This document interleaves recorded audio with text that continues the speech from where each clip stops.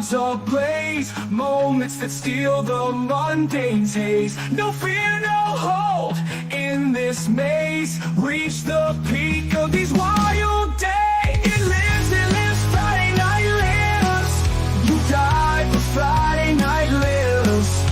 Hosted by Deadbeat Radio, Stuntman Mark and Rambo Rap.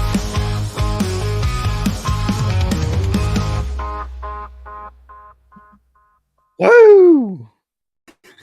Let's go, Bulls. We are back for another edition of Friday Night Lives. This is something completely different tonight. We have never, ever done anything really like this before because I don't even think we've ever really that much talked outside of the genre, or at least of like, two separate genres like action and horror films. But tonight, we are going to rank our favorite films from 1980 to 1985. So, and we're gonna have 5 films each in each year. So we're not gonna rank just one film for each year. So yeah, but this is gonna be. Wait, we are doing ranking. Oh yeah, we're doing ranking, Mark. I told you to do it. Now you better fucking just figure it out while we're on the fly. You'll do it live like fucking Bill O'Reilly now. You doing more? I believe in you. Yeah, I believe it. So tell us the story behind this, Mark, because this was actually your idea. Yeah, so I had a conversation with a friend of mine, and it stemmed from Star Wars and my ranking or rating, I should say, for that movie. And he wanted how much to you know, hate it.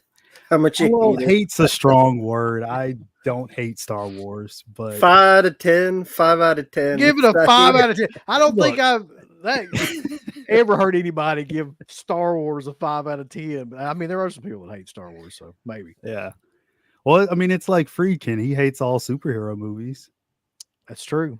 I mean, yeah, he just lumps them all together. They're undoubtedly some of them are much better than others, but to him, it's all the same shit. So, but yeah, so my friend wanted to know what I liked from 1977, my top 5 favorite movies, and I figured this would be a good idea, not just for the 70s. Let's do the 80s.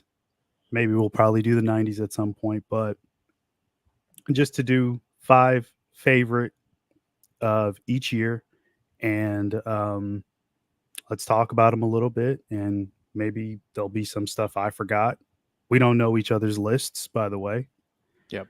And I think doing an objectively like what's best of the year list is not really as fun, because then you'd get whatever year it is, like everybody's got Godfather in the top 5 or some shit like that. We don't want to. Not me. Well, you're always the exception, Rambo. Yeah. I don't like Godfather.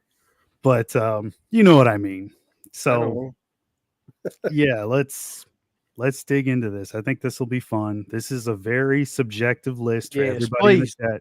It'll be fun because like everybody in the chat can put up their favorites if they want, or talk about whatever we're listing off. That's give opinions. It's be very interactive, I think. Yeah, so please keep in mind that like this is just our favorites of each year. Mm-hmm. We know that there are probably better made movies. Yes. I know some of mine are in each year, but that doesn't necessarily mean that we like them more. And these are the ones that we actually like enjoy the most from each year. Mm-hmm. So also keep in mind, like you can put up whatever you want, like from each year in the chat. I'll try to get to them as much as humanly possible about everybody's picks too.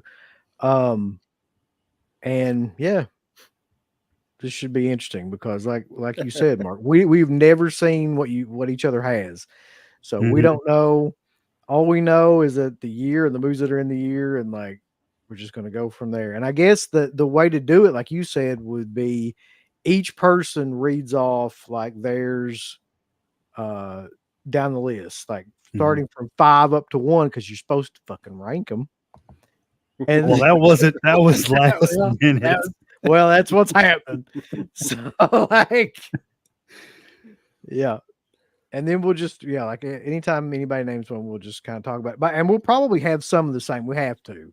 Like there's some of these movies I just know that like we're going to have the same pick. Oh yeah, definitely. Should we do like maybe a sixth honorable mention? Maybe. We can, because I kept all the ones on mine that were like from that year. So I've got like 10 or 15 movies. Me too. And I just did kind the of same whittled thing. it. I just kind of whittled it down from like, that Yeah. to 5. And I don't, because I have to look up the sixth movie because I was told 5 and I picked 5. I followed the rules. I have to look up the sixth one. well, that's the thing. Like, I mean, this probably was a lot harder for Uncle Bill, but I mean, I had like 15, 20 movies per year.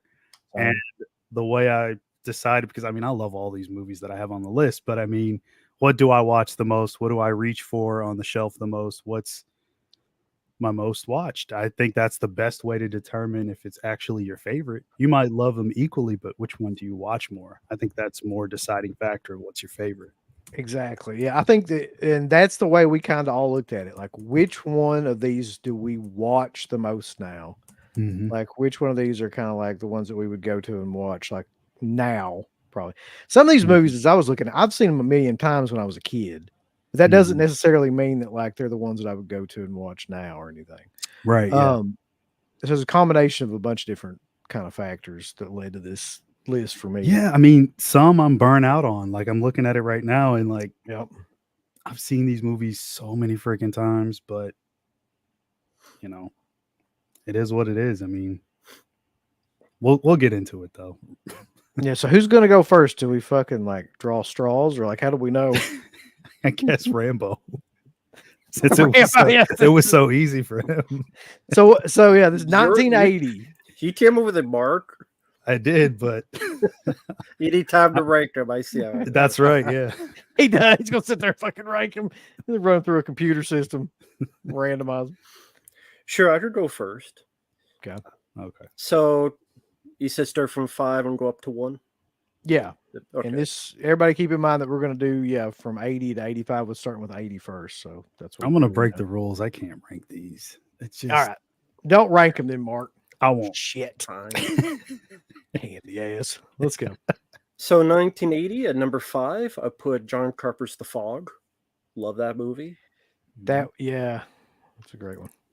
It's a wonderful ghost story. One of my favorite ghost story films. I love the atmosphere of it. Great cast. You got Tom Atkins. You got Jamie Lee Curtis. You got Adrienne Barbeau. Underrated musical score from John Carpenter. I know he wasn't big on it, but I actually think it's one of his better films. And I like the kills in it. I just love the whole atmosphere. I think the whole fog setting brings a nice creepy flow to everything. Yeah, I love the idea too of like the scene where the guy tells the ghost story, and I forget that guy's name. He's a famous John actor. Houseman. Yeah, and he's got like he's telling it by the campfire and everything. It's just the ghost story kind of movie vibe in that. That would have been my honorable mention, by the way, of 1980. It's in my top 5. Okay. Yeah. So number 4. I put a fun creature feature film for me, Alligator. And because it's a ridiculous idea, but the fact that John Sayles wrote a very witty script with it, I think impresses me. I love Robert Forster. I love the dialogue where the whole thing making fun of his receding hairline, which is very relatable. That's why I shave it all. And having a big giant gator in the sewers in New York is such a B-movie fun idea, but at the same time you had forget his name, the bad Henry Silva, who was in Above the Law. He plays this crazy hunter who's making all these weird baiting sounds to hook up with this chick. And it kind of just delivers what you want. Even there's a scene where these little kids have pushed another kid into a swimming pool, and then there happens to be the gator in it, and then you see all this blood. So, kind of like Jaws, kids aren't safe in the movie. And again, it's a silly idea. Gators in the sewer flush down because of certain things. It becomes gigantic. But at the same time, you have a good lead, good cast, good script, and the effects for its time work well. So, yeah, it really doesn't ever really show a lot of the alligator to the point where it gets like goofy or anything like that, but like it has some pretty good practical effects. I mean, it's a pretty good monster film from that time period too. But people don't ever really mention it that much, but like it's right up there. Right. So then number 3, I put, of course, The Changeling. I had to put that on there with Oh, George fuck C. yeah. Scott. Yeah. Mhm. Again, I love the ghost story aspect. I love just the story in general. George C. Scott is a fantastic actor, both Yep. in that, The Exorcist 3, he commands the screen. Mhm. A lot of memorable scenes, the ball going down the stairwell, Mhm. the whole finale, the fiery finale.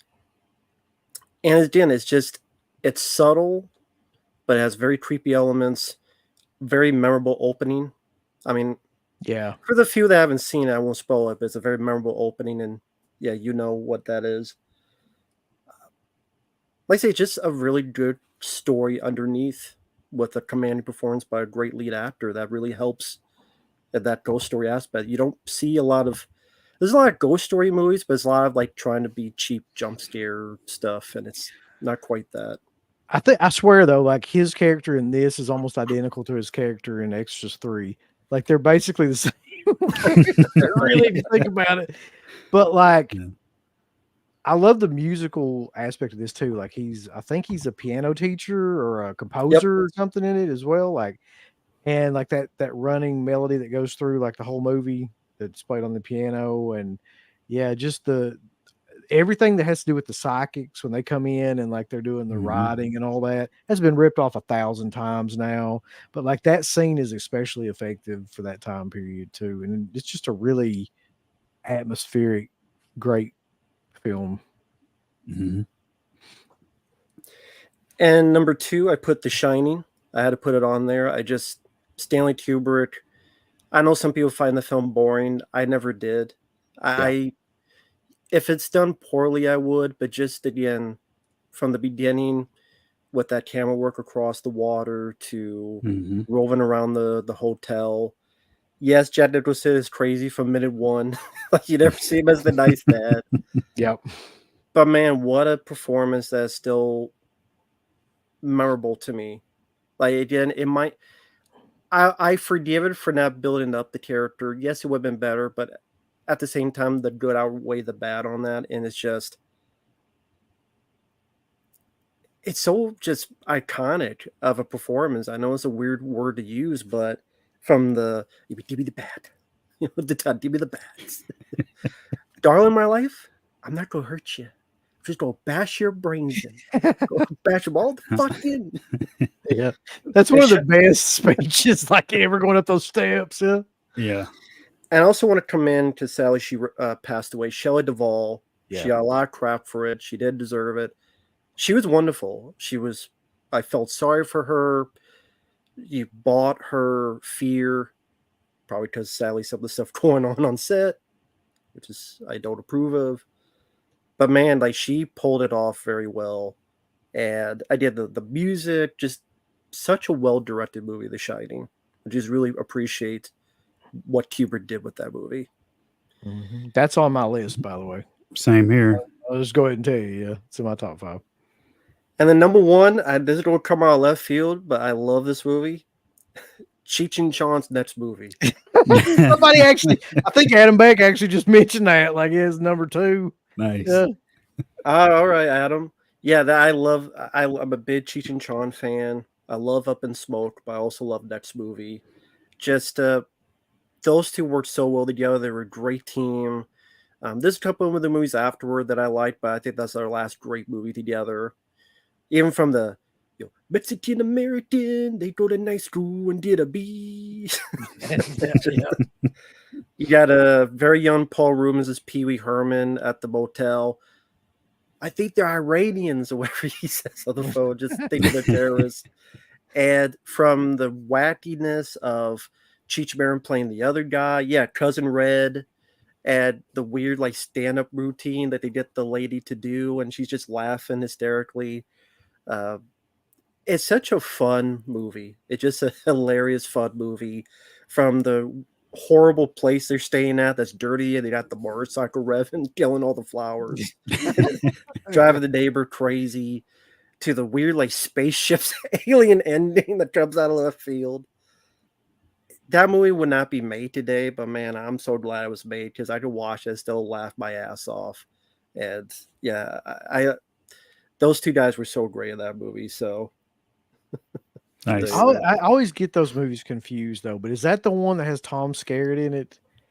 Where that's the he's Up in Smoke. Up in Smoke has Tom Skerritt. Okay, Mhm. I get those two mixed up.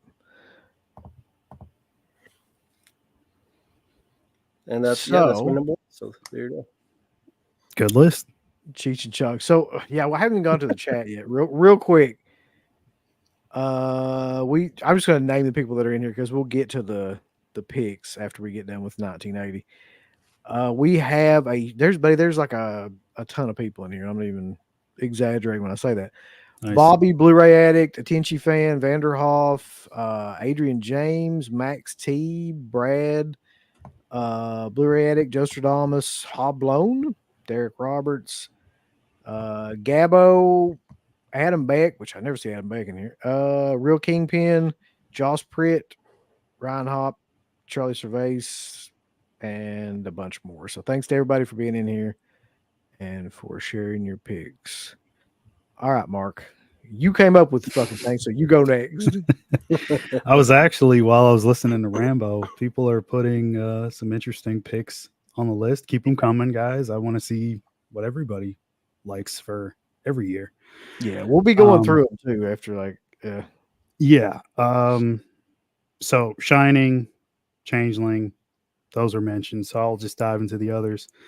I got Dressed to Kill on here. Again, for everybody watching, my stuff is in no particular order. Yeah, Dressed to Kill, man. One of my favorite De Palmas. Just the framing of the shots, Angie Dickinson, Michael Caine, obviously. Michael Caine. Yep. Yeah.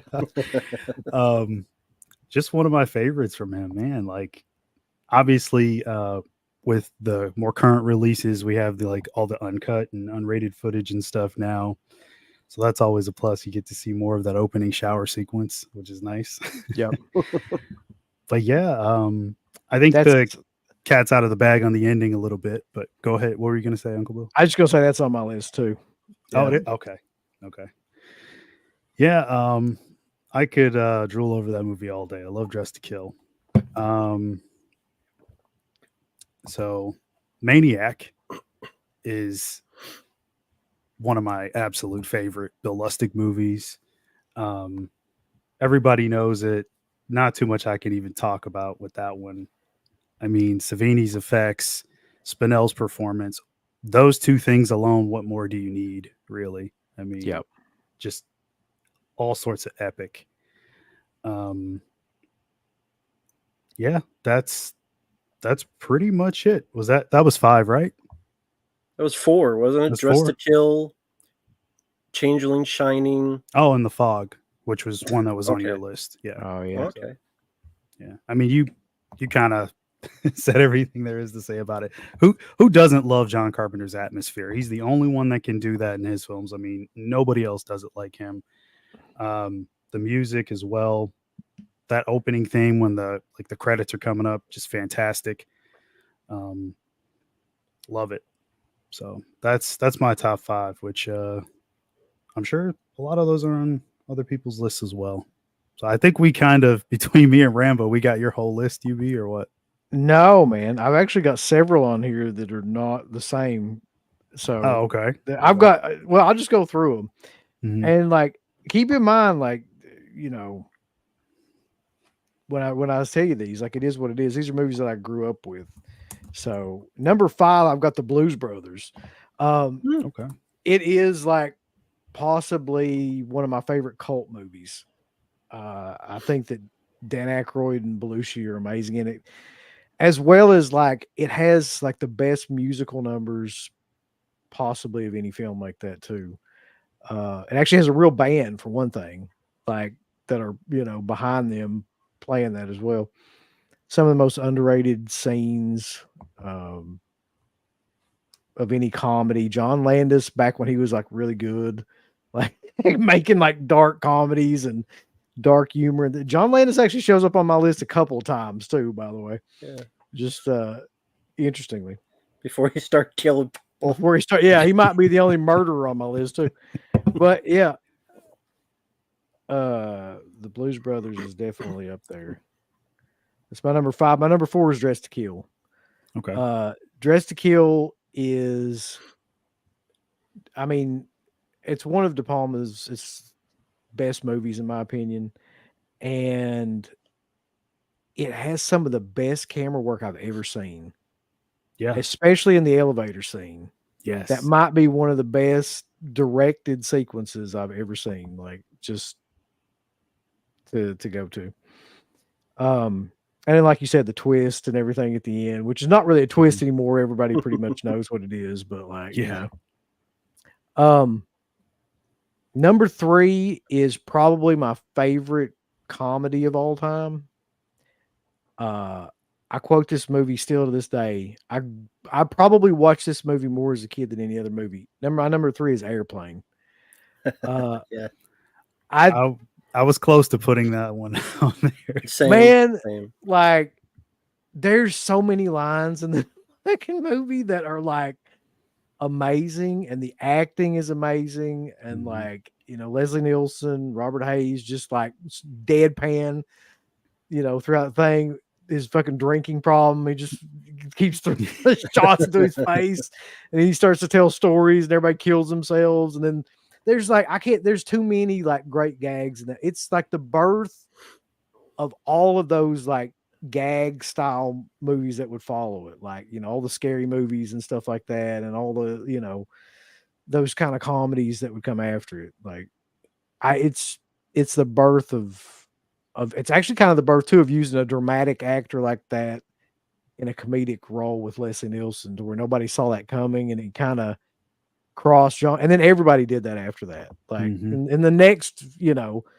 movie, you had people doing it. You had like Shatner and fucking, you know, they're just, you know, people that were not known for comedy started doing comedy. It's just it has some of the best one-liners of all time. Oh yeah. People are putting them all right now into the chat. So yeah, you like gladiator movies? Yeah. My number 2 is The Empire Strikes Back. I can't help it. I'm sorry, Mark. Like, I know that like, It's okay. it's, to me, that's a no-brainer for me though, because like that's the ultimate popcorn movie to me. Like maybe with the only other exception being like Jaws or something like that, but like The Empire Strikes Back is by far my favorite Star Wars movie. Like if you put all of them together, I don't think that they would be as good as The Empire Strikes Back. So I don't know. I don't know how to. What do you say about that fucking movie that, you know, nobody's already said? So I don't know. What about you, Mark? Somebody. I don't think people want my opinion, but you know, it's all subjective. Well, but you'll be saying something that many people say when he was asking. I mean, out of the, I know. No, but seriously, out of the OG trilogy, that probably is. If I had to pick one, that'd be the best one. Forced at gunpoint, apparently. Like Mark would like pick that one. I mean, it ain't no Phantom Menace or anything, but it's one of my favorites. There's no younglings in it. God, those fucking movies. And my number 1 is The Shining.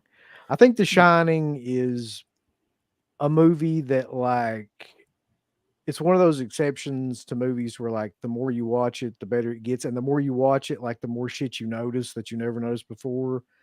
And it's so layered of a movie that people are still coming up with conspiracy theories about, like, what it means to this day.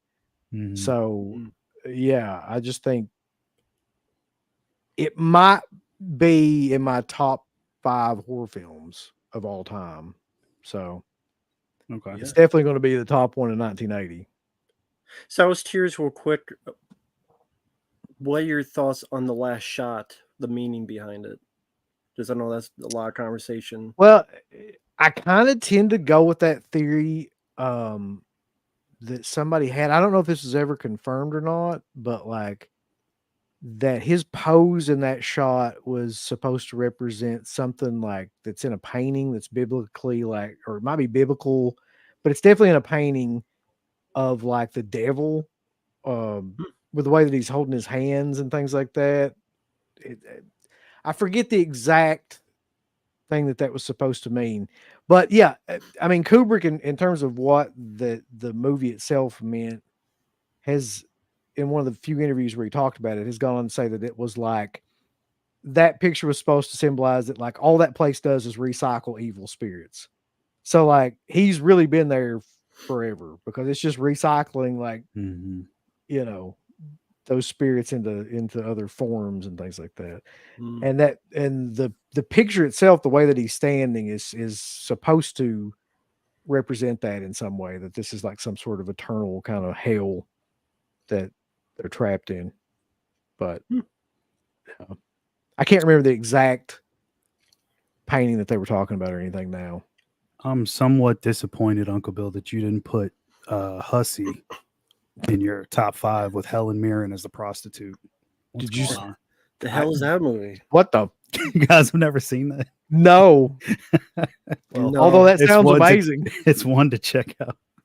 Yeah, So funny Bab- because like There we people go. only know like older Helen Mirren, but yeah, back in the day. No, I'm she, sorry, didn't Mark. look No, too bad. I was too busy with Cheech and Chong to do houses. Yeah. I'm only kidding about that though. So But let's no, see what honorable mention. Do you have my, one? my honorable mention would have been The Fog. Okay. Yeah. Okay. That's interesting. I mean, that's interesting. None of us said Friday the 13th.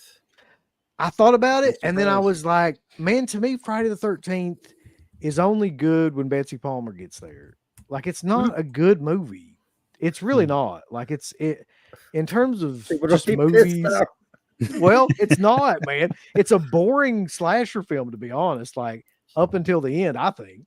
I'm not complaining. I'm not disagreeing. I mean, there's a lot of people that will bow down to it and everything because it started that whole genre, really, of modern slasher films. Mhm. Some people say it was Halloween. It was really Friday the 13th, though. I mean, Halloween kind of like it came up with the idea, but Friday the 13th created the actual like blueprint for every other slasher film. Yeah, I mean, That it was the movie that showed that hey, you could rip off Halloween and make money. So everybody else said, Yeah. hey, let's do the same thing. Yeah. So, but objectively, it's just not. And I don't go back and watch that movie a lot. There's another Yep. movie on my list that I go back and watch a lot. That's in the Friday the 13th series. Yeah. But this is not Friday the 13th. Is not. I go back and watch her scenes because I think that she's really underrated in that movie. But I don't give a shit much about the rest of the movie. I mean, Mark, you said honorable mentions. I'll admit, Airplane would have been one, or Fade to Black, which I think. Oh was yeah, 1980. I forgot about Fade to Black. For me, it would have either. I mean, I want to say Airplane, but either maybe Superman 2 or Raging Bull. I think.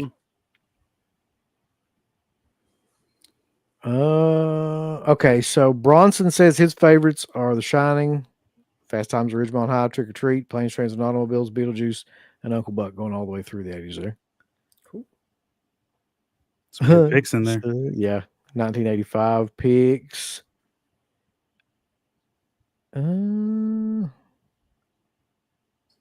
Oh, here we go. Here's some different ones. My favorite 80s movies are American Gigolo, Raiders of the Lost Ark, Blowout, Vice Squad, Sudden Impact, and Tightrope. Yeah, Blowout's on my list for 81. We're getting Spoiler. there. We're getting there. Spoiler. What about A Clockwork Orange? When the fuck did A Clockwork Orange come out? Did it come out in 80? No, it was 70s. Yeah. That's what I thought. Well, that would have been a contender for sure. Mm-hmm. So, Mark, you tell me of that list. You can't think of what your favorite of that year was in 1980? Come on, you can do that. I believe in you. Do it now. Oh, geez. I'll say The Fog. Okay. Yeah, if I have to pick one. You had to. You're gun at You you. got, you got to. You ain't got no fucking choice now. All right, guys, let's go to 81. I guess everybody follow along. If you want to like put in your favorite films of 81 to the chat, feel free to do that. So, Matt, what do you got? So 1981. Well, since Mark wants to go with his honorable mention stuff, I'll just put 2 at number 5. How cheap. My Bloody Valentine and Escape from New York, number 5. Yes, sir. Because I didn't want to leave either one out. Escape from New York, I saw later in life. I saw Escape from LA first. I didn't even know that was a sequel until years later. And then Escape from New York, at first I'm like, wow, this is like the same movie, but that's not that movie's fault. So That's true. And yeah, the Escape from New York, I love the State Police character. I love what they did on a low budget, making New York look like such a rundown prison. I think as a kid, I was pissed that the cover was not in the movie. I'm like, I thought they were going to fight about the Statue of Liberty. I'm like, where's the scene? But that was just the poster. But yeah, I mean, Isaac Hayes, Donald Pleasance, yeah, you're the Duke. You're the Duke. You ain't number one. Yeah, Isaac Hayes driving a car with the chandeliers. Whatever. That's I love that too. That's fucking Harry Dean Stanton popping up in there. Yeah. Ox Baker's in that bitch. Yeah, bats with nails in it. I love the creativity and the grittiness of it. And then My Bloody Valentine, especially with the uncut version, is one of my favorite slashers. I love the atmosphere of the mines. I don't mind the love story trio because I don't mind those actors. But the gore is great. The look of the killer is fantastic. The music, especially the song at the end, the Ballad of Fairy Warden, is memorable. Yep. And that mine is such a perfect setting for a slasher film. Mm-hmm. And I said I love the gear the killer has, and I love the kills, especially the uncut version. Yeah, which is great. I'll give Street Factory credit for something that they were able to release that and cleaned it up, however that happened. So I may not like them, but I give credit to that at least. See, I think that's one of the only like releases that's uncut that actually really benefits from being uncut that I've seen. I mean, it really does add something to the movie. Yeah. Yeah. So number 4, I picked Road Games. It's a thriller starring Stacy Keach, pretty much Rear Window on a moving truck. Takes place in Australia. Directed by the same guy who did Psycho 2. And he was definitely a fan of Hitchcock. You could tell by the making of the film. I love the Stacy Keach character. I love the way he's talking to himself. Like he sees a guy with a bunch of basketballs. He's like, that's a man with a lot of balls.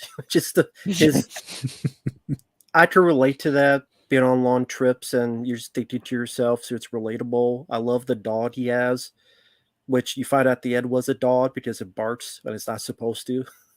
And yeah, I love the outback atmosphere, the look of it. Jamie Lee Curtis is very likable.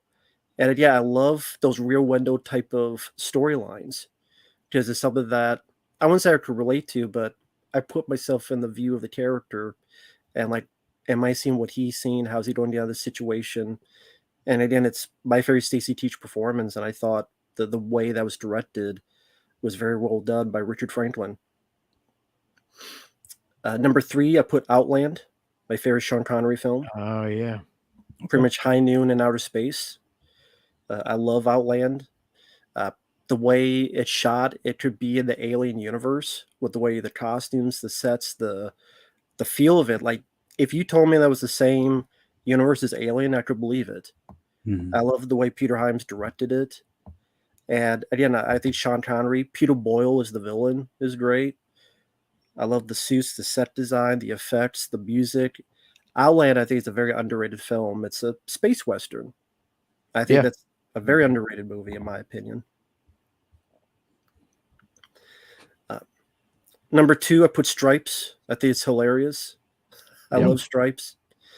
And I have a friend who's in the military, and he said that's the most realistic military movie ever. And everything from the beginning, where the lady's giving him crap, and he's like, oh, man, I mean, he's driving with his arms on over his head, to Harold Ramis asking if he's okay, and he just throws the basketball right through the window, and I think of it, to Sergeant Hulka, Yeah. that actor. Warren Oates, he's amazing. Yeah. He is amazing in it. And Harold Ramis, may he rest in peace, is a great back and forth with Bill Murray and John Candy. John Another Candy guy. is. Mm-hmm. There's what is that fucking line in that movie? I've always loved it too, where he's like, he says something to him like he's trying to be a smart ass to the sergeant. He's like, and we just want to give you like extend a something foot or a hand or something like that, and then he goes, "You don't watch out, I'm gonna shove it up your ass," or something like that.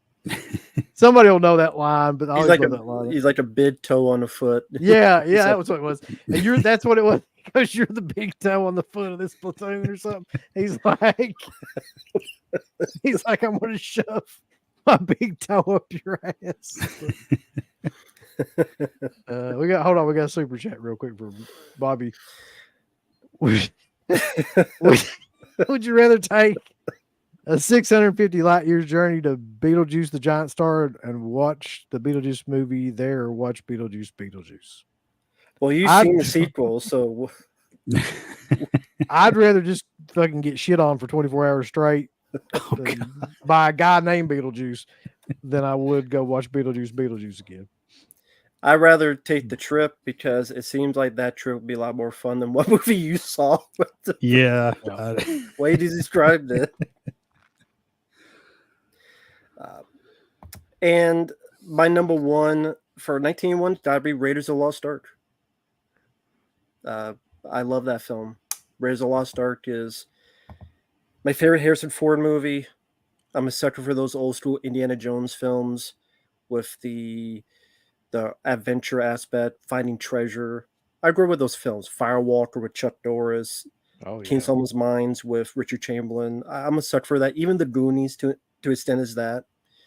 And again, I love the Indiana Jones character. I love Karen Allen. One of my favorites. She always seems like a sweetheart. Same, yeah. Yep. Whether being yeah, go ahead. I was just gonna say Starman. She was outstanding in Starman. Raiders. I mean, she should have done so much more stuff, man. Like, I don't know what the story was there exactly, but like, yeah, she was just naturally a great natural actress. Yeah, and again, I love the adventure aspect. It's a lot gorier than you would think. People's heads explode, faces melt. Yep. Mm-hmm. So yeah, I mean, long story short, my number 5 was My Bloody Valentine and Steve from New York. 4 was Road Games. 3 was Outland. 2 was Stripes. And 1 is Raiders of the Lost Ark. I mean, what more can I say? It's Indiana Jones, and to me, I would say my favorite Spielberg movie. I would say that. Okay. I mean, I love Jaws, but if I had to pick, probably Raiders, just for the adventure aspect. I'll go ahead and tell you that you had a couple that are on my list. Yeah, same. Okay. Yeah. Honorable mention? God, I gotta look up films of 81. Well, you gave me 2 for 5, though, didn't you? Yeah, so that was on. Oh, yeah. Okay. Yeah, I'll go with that. Heavy metal as well. I'll say heavy metal. I love that. Okay. John Candy in that, sure. Mm-hmm. How about you, Mark? Well, Rank 'em. No. I don't care. Escape from New York, which you already mentioned. Love Kurt Russell. One of my favorite actors. Carpenter as well. One of my favorite directors, not just horror. That's out of any genre. He's easily one of my favorites. Raiders, like you said, is incredible. Probably my favorite Harrison Ford as well. Blowout, which was in the chat but not on your list. I'll talk about that one. So that, like, you guys have seen that movie, right? Yeah. Oh yeah. Okay. Of course. Like that final shot where they do like the 360 with the camera and the fireworks. When I saw that, I was like, I love this movie. Yeah, it's got to be one of the best shots ever, man. I completely agree with that. Yeah, Travolta is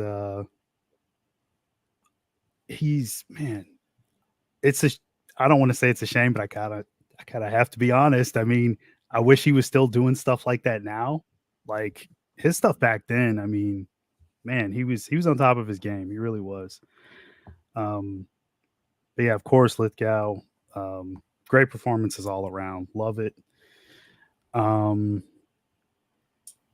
you said My Bloody Valentine, obviously. Mhm. Let's see, what else do I have on here? Evil Dead. Oh yeah, I mean, I keep Um, forgetting that was 81. I Mhm. keep confusing it with 83 for some reason. I don't know why. Yeah, I mean, that movie, it changed things like in the way that you do low budget horror. Um, most definitely shaped Raimi's career going forward. That was his big ticket, really. Even though everybody, I guess, prefers these days Evil Dead 2, but I always like the first one more. I don't mind the comedy in the second one. I like it. It works. I think where I draw the line a little bit is with Army of Darkness. That's a little bit too over the line into comedy and not enough horror, at least for me. But yeah, the first one, I love those effects. Even the stop motion, it's amazing. Love how well, I guess you could say the lack of lighting because it was so cheaply made, but that only adds to the atmosphere. Um, Obviously, the camera work was very, very new for its time, despite how primitive it was, like them pulling it all off with just putting the camera on like a stick and like running through the Oh, woods. well, yeah, like somebody said about that movie too. It's like it's almost like you're watching somebody figure out how to make a film. Like, and they get better as like the film goes on. Like it just, Hmm. it's like just trying to figure out how to do stuff in a movie with no kind of budget or crew or anything like that. And that's what makes it so great. Is everything's completely like original about what they end up doing. Yeah, and was that 5? I should have separated my list. I have so many movies. Why Obviously, you you guys can asking see me? that's It's your more than list. 5. Yeah. Well, because I have them all bunched together and I'm like reading through, but I'm not keeping track of where That's I why I am. should have ranked them, Mark. God damn it. Let's see. You Says said Rank New your York, shit. Evil Dead, Raiders, you didn't Blowout, say My Blood. Raiders. I did say Raiders. Oh, okay, I missed it. Sorry. Yeah. Did you? Yeah, I You said said- favorite Harrison Ford. Okay. Yeah. And then My Bloody Valentine. So honorable mention would be either Road Warrior, or Hmm. Debbie Does Dallas. no, definitely not. That's a good one though. Maybe The Beyond. Love The Beyond. Thank you for bringing that up. Yeah, that's I awesome. think Raiders, Back to the Future, Rocky 4, Rambo 2, Commando, Ghostbusters, and Scarface. Man, Gabo, that's a hell of a list. I'll just say that. That it is. you saw my list. He did. So mine too. Awesome, man. I think we're gonna see a lot of those coming up. Mm-hmm. All right. So I'll go ahead and give my honorable mention, I guess. Mark, did you finish yours before I? Yeah. Okay. My honorable mention will be Friday 2. I think that's like Okay. probably, well, not probably. It's my second favorite Friday the 13th movie. And it's one that I think is probably like one of the best actual like slasher films. It's not really trying to be goofy or anything like that of any slasher film. So Friday 2 would be my honorable mention. It's also got a campfire scene in the beginning, which is fucking, I love any movie that starts off with like a campfire scene like that. My number 5 though is Nighthawks. And I'll tell you why right now, because like it has the best ending of possibly any action film that I've ever seen. I love that ending. Rutger Hauer's insanely good in that movie. Stallone's good in that movie. Like they're the perfect counterbalance to each other. The scene on the big, what are those things called? That's on the high wire, or the shit where he takes all the hostage and stuff on the Oh yeah, tram thing, the cable car. cable car. Yeah. Oh, right. Okay. that's just an amazing scene. Like all in all, like Rutger Hauer in that scene, and just through the whole film, man. Like he's just. It's really the first film where like I don't know how early on that was in his career. I guess had he done Blade Runner by that point, or does Blade Runner come after? Blade Runner's 82. Yeah, it's 82. Okay. So like this is really early on, but like that was the film where I was like, okay, like that guy is something to watch. Like Mhm. Rutger Hauer, like it just like throughout it, like he's the one that captures your attention more so than even like Stallone. And like I said, like it's got probably my favorite ending of any action film. Just for like when I first saw it, I 100% didn't see it coming. Like, and then now it's like hilarious to watch, but like it's just fucking killer. That's all I'll say about the ending. My number 4 is Stripes. It's again like one of my favorite comedies. Like you said, the cast in it alone. I mean, you got Bill Murray, Ramus, John Candy, PJ Souls, fucking Sean Young, yeah, and Warren Oates. And who's John Larroquette? Like, Yeah. I mean, he just goes on and on and on. Like, how many Judge people? Reinhold. Judge Reinhold, yeah.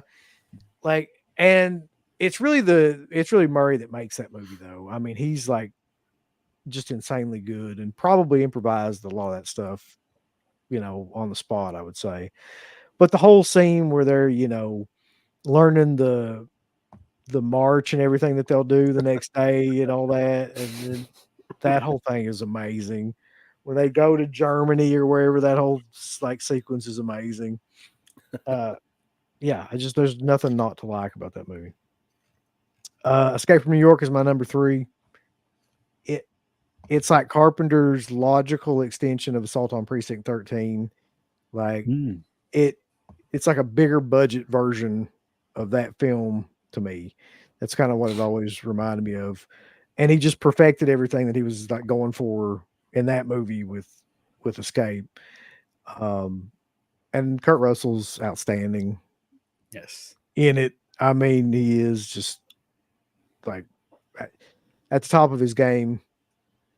There might be one other Carpenter film where he's better, but actually there might be. Yeah, there is.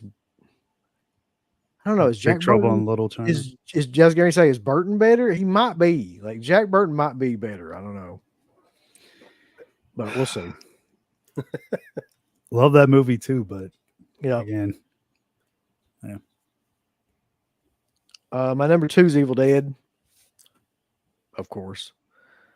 Like I said, like man, it really doesn't get better than that. Like they created a whole new kind of like subgenre of film, and they clearly didn't know what the fuck they were doing or didn't really have a budget, but they created things that would go on to be like duplicated a million times in horror films, just by sheer like will and ingenuity. Made like one of the best horror films of all time. Mm-hmm. And you're right, there is something about that movie because like I've long said like Evil Dead 2 is a better movie, but it's not a more innovative movie. Like that movie, The Evil Dead just started a whole other thing. It's like fucking Night of the Living Dead or something. Like they just created their own kind of subgenres of movies.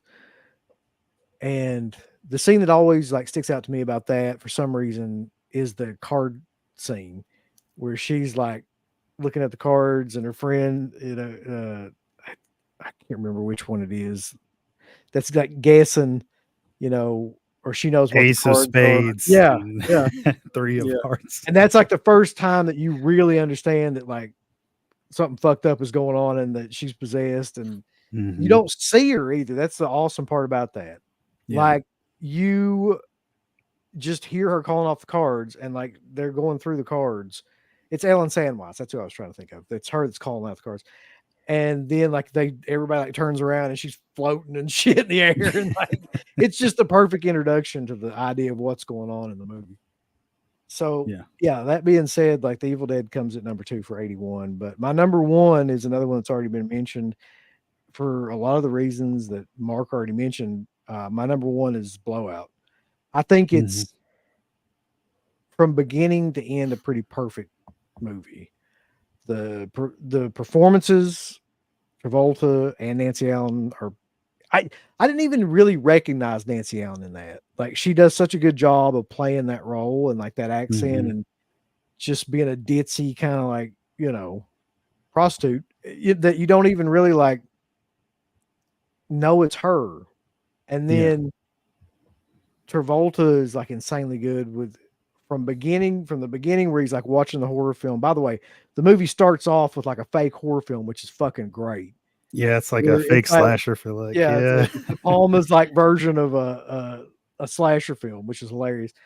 Yeah. And the way that it ends too, with him just like, not to give it away or anything, but like them reusing that sound and him Mhm. just having to sit there and like deal with that and kind of the look on his face and everything when he's doing that. It's a classic film to me. I think it's still incredibly fucking underrated movie.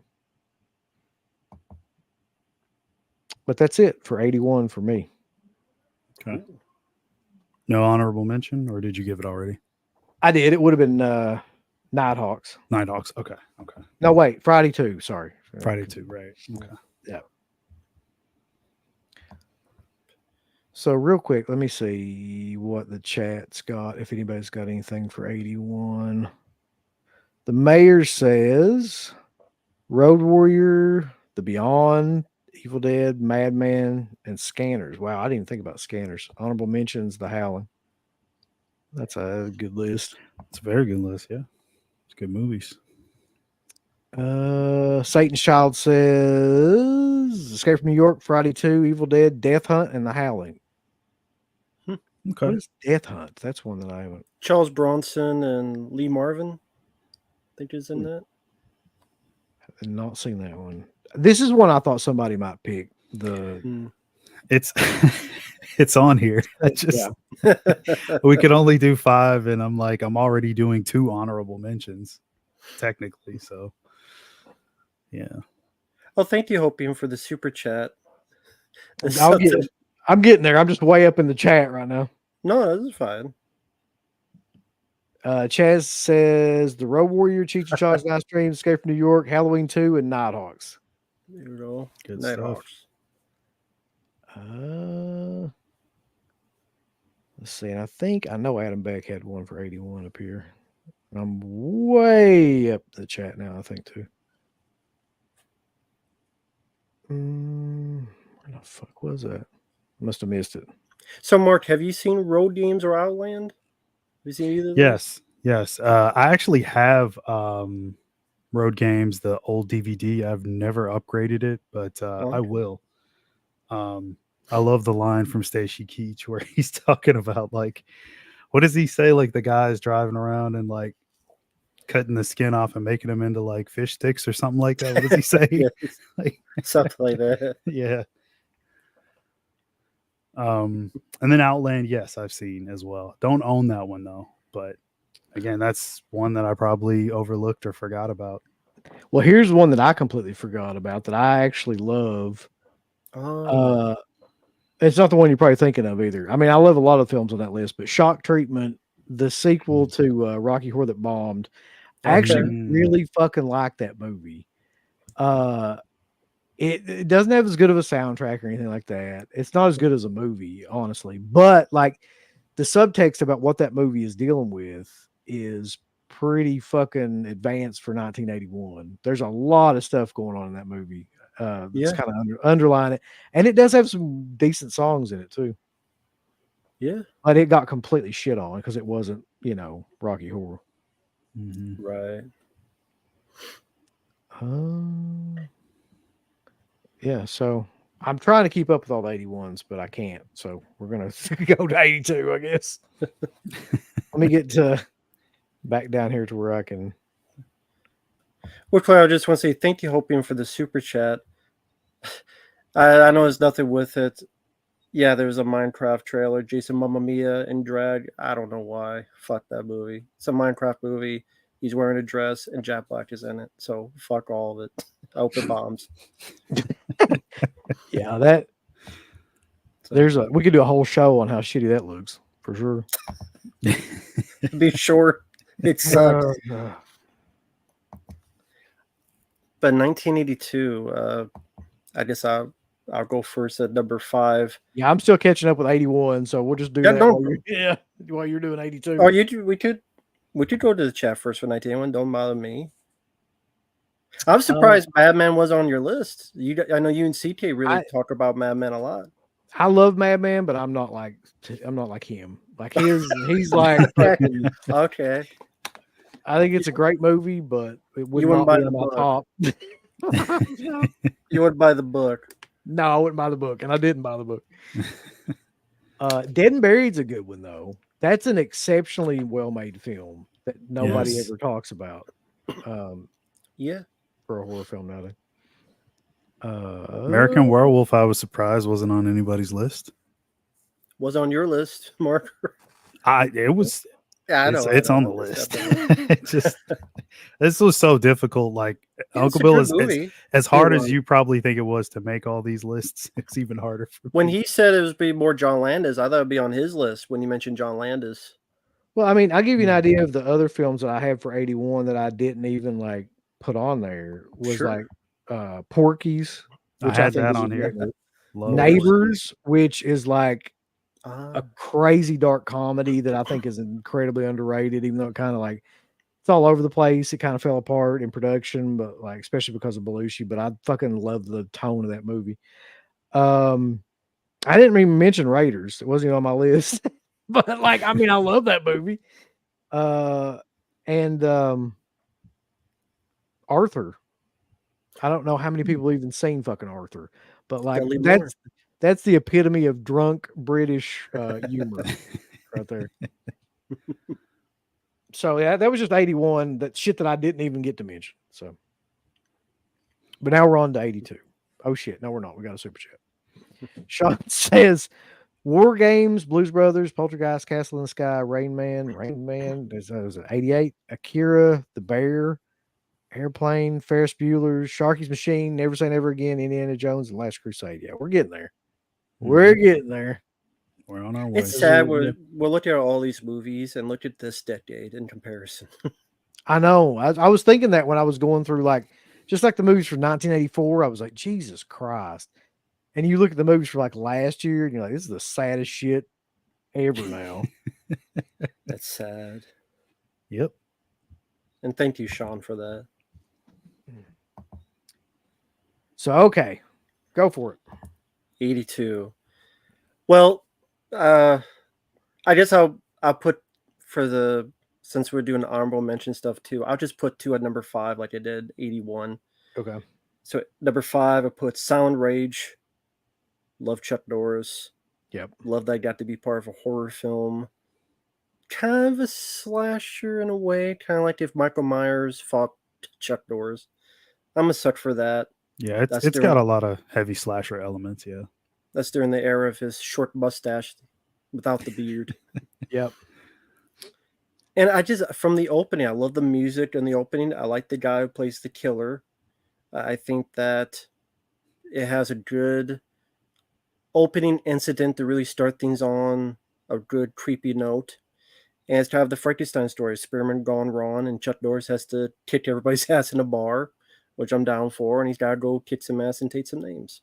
Wonder how many times he's kicked somebody's ass in a bar in a movie. I bet Chuck Norris had some sort of record for that.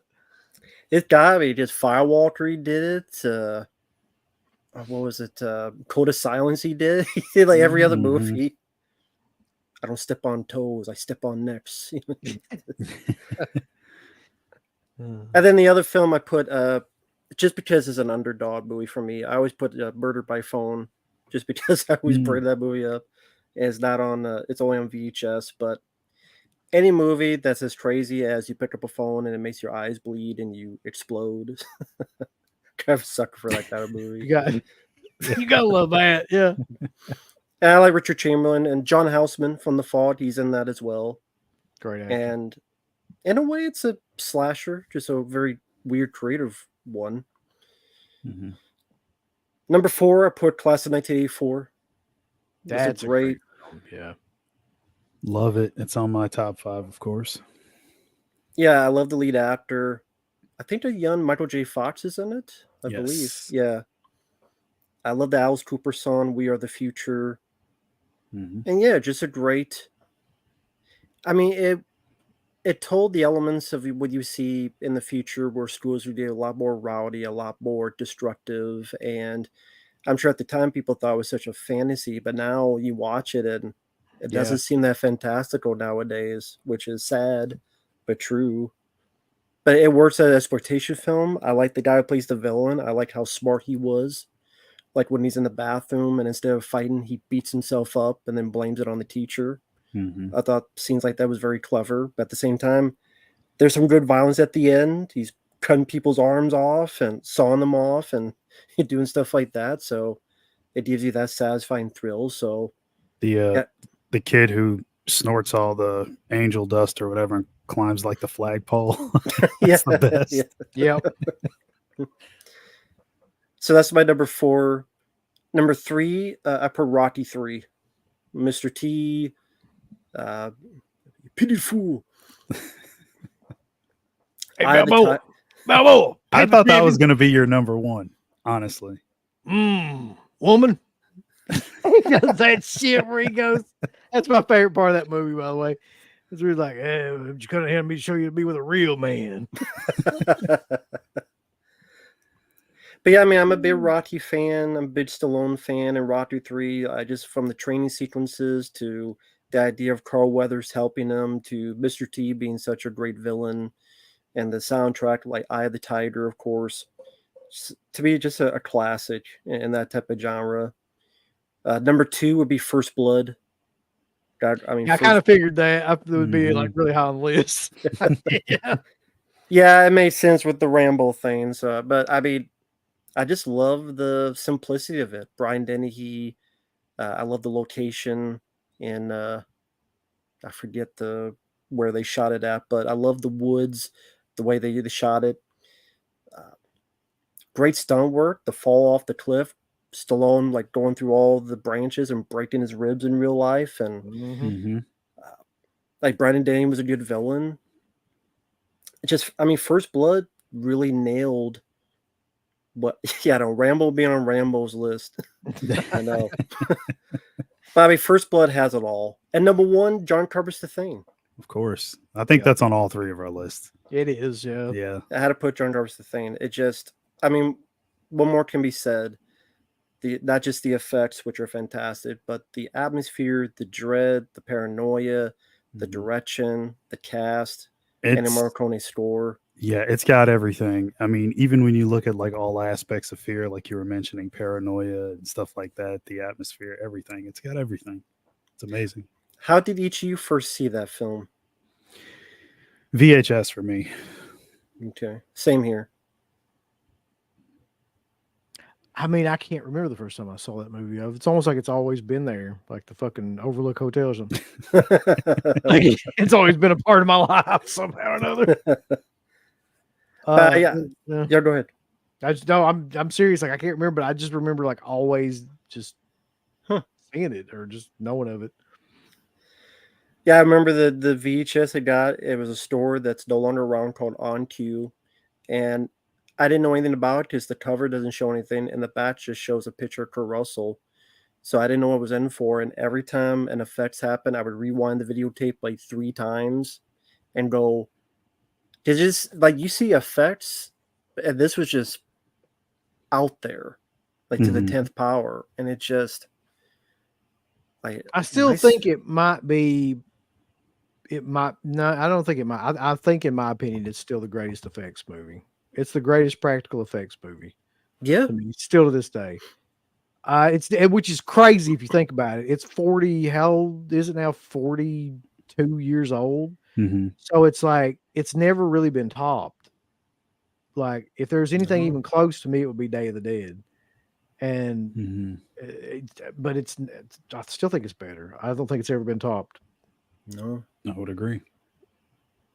I mean, yeah, I had to put John Carpenter as number 1. Yeah, it's all genre. A lot of people are asking that. Yeah, this is not just horror films. This is all genre films from each one of these years. Yeah, Mhm. All films in general. Yeah, I thought it'd be more interesting if we just did all genres. yeah, I mean, because horror wise, I mean, it might be one or two differences, but like, I mean, come on, like, there's so many. Like when I was doing the lists, you get to 1981, there's probably like, I swear, like at least 95%, like everything's a fucking slasher movie Yes, of some sort. it is. Like, Yeah, I was it's- reading that and I was like, "This you could just tell Friday the 13th just came out because like the whole fucking thing." every Slashers. cover, it's a guy with a fucking knife or like Yep. an axe or some shit. So So Sean says underrated ones include Continental Divide. That is actually pretty good. That's a Belushi one, I think. Yep, Belushi. Outland, my favorite year. Death Trap, Sure Thing, the most 80th 80s movie. Yeah, that's a Jeff Daniels movie, I think. Amazon Women on the Moon. Oh, that's John Cusack.